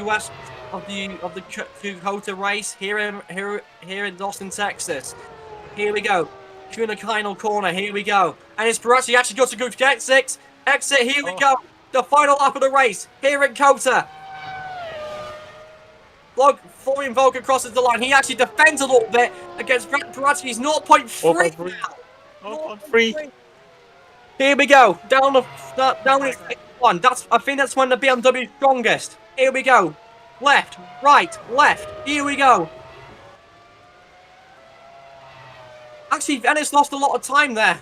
But Enes is still keeping in touch with Florian Volker. Here we go. Let's go on board Enes Barakci. Let's go. Let's get on it. Let's go with Enes Barakci. They've been the race stopped a little bit. Enes Barakci is still gaining. I think Flo defends a little bit. Oh. Defense side. This could be interesting. Now the long straight is the last chance, I think. I think so. Enes, he's gaining a little bit. Can he get him? I don't think he's going to get him. I think Florian Volker might just win this. I don't think he'll get him. I think Florian Volker may have just won this race. Robert Ignescu squeezes past. I think Enes has given up. He's actually losing time. I think that's it. I think that's it. Florian Volker coming around the final couple of corners now. I think Enes' final chance. If Volker makes a mistake now, he can overtake in the final corner. Here we go. The final last couple of corners, and now here goes Florian Volker. Come around the final corner, but Enes is still there. But blue and green flags waving as Florian Volker comes around the final straight. Can Enes do something? I don't think he will, as Florian Volker is going to win here in Texas, and he wins for BMW. And Yossi is back with a bang. Wolf P3. Wolf is P3. 1-3 for BMW Pyramid. And 4th for Robert Ionescu. And 5th, Oliveira 5th. Oliveira. And 6th for David Kupok. At least he got some decent points out of it. And Crutcherville, good stuff by the McLaren driver. He's going to be 7th.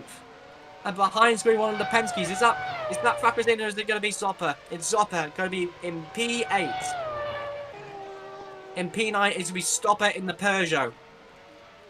That is a decent result by Peugeot. They needed that. Let's see what's going on P10. Who's at P10? Brickles? No. Brickles is doing a consolation, but honestly, I hope Chip Ganassi will be back on the feet next round. Ricky Thackrazane will be the last guy to cross the line in the Penske Honda. As he's going to cross the line, that's 1 extra point for Penske. And Gray has done pretty well. Piro, he could have done well. Moleski, 13-14 for Carlin. And I think that's the result set in stone. I think that's the last guy to cross the line. That's Alpha Dale crossing the line. I think it is. No, it's Descores. That was an intense final 2 laps, though. Oh my god. I was out of breath there.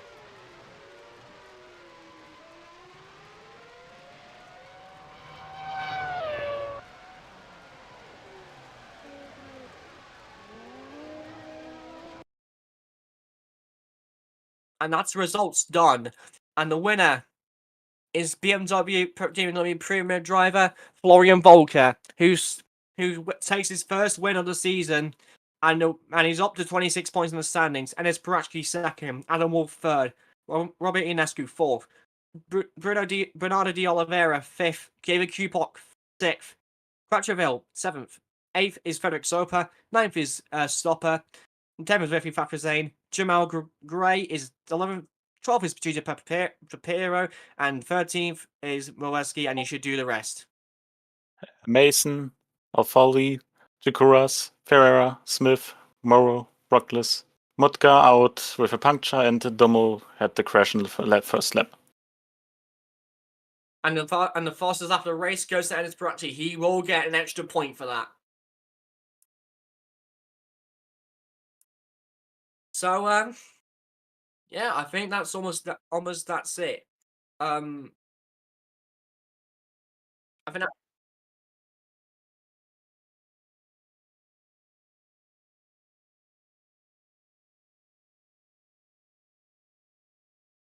all right, chat. That's it for the race here in America. Out of 3 races in America this season, the World Champcar. In a couple of minutes' time, we're going to start the Formula One qualifying for the Baku street in the streets of Baku. But before we go, who would you say is your driver of the day? I think I would go for Parachi. Why would you say Paratsky? Good strategy by Ferrari. He pressured Volker until to the end. I would say the same. Ennis Paratsky had a really good race. So I think that's it for World Champcar. And welcome back GP4OC. Even though I said that 3 times already, welcome back GP4OC. And that was an absolute banger of a race. It's like we never left. And thank you for everyone for watching this stream. Thank you so much for watching the OC comeback.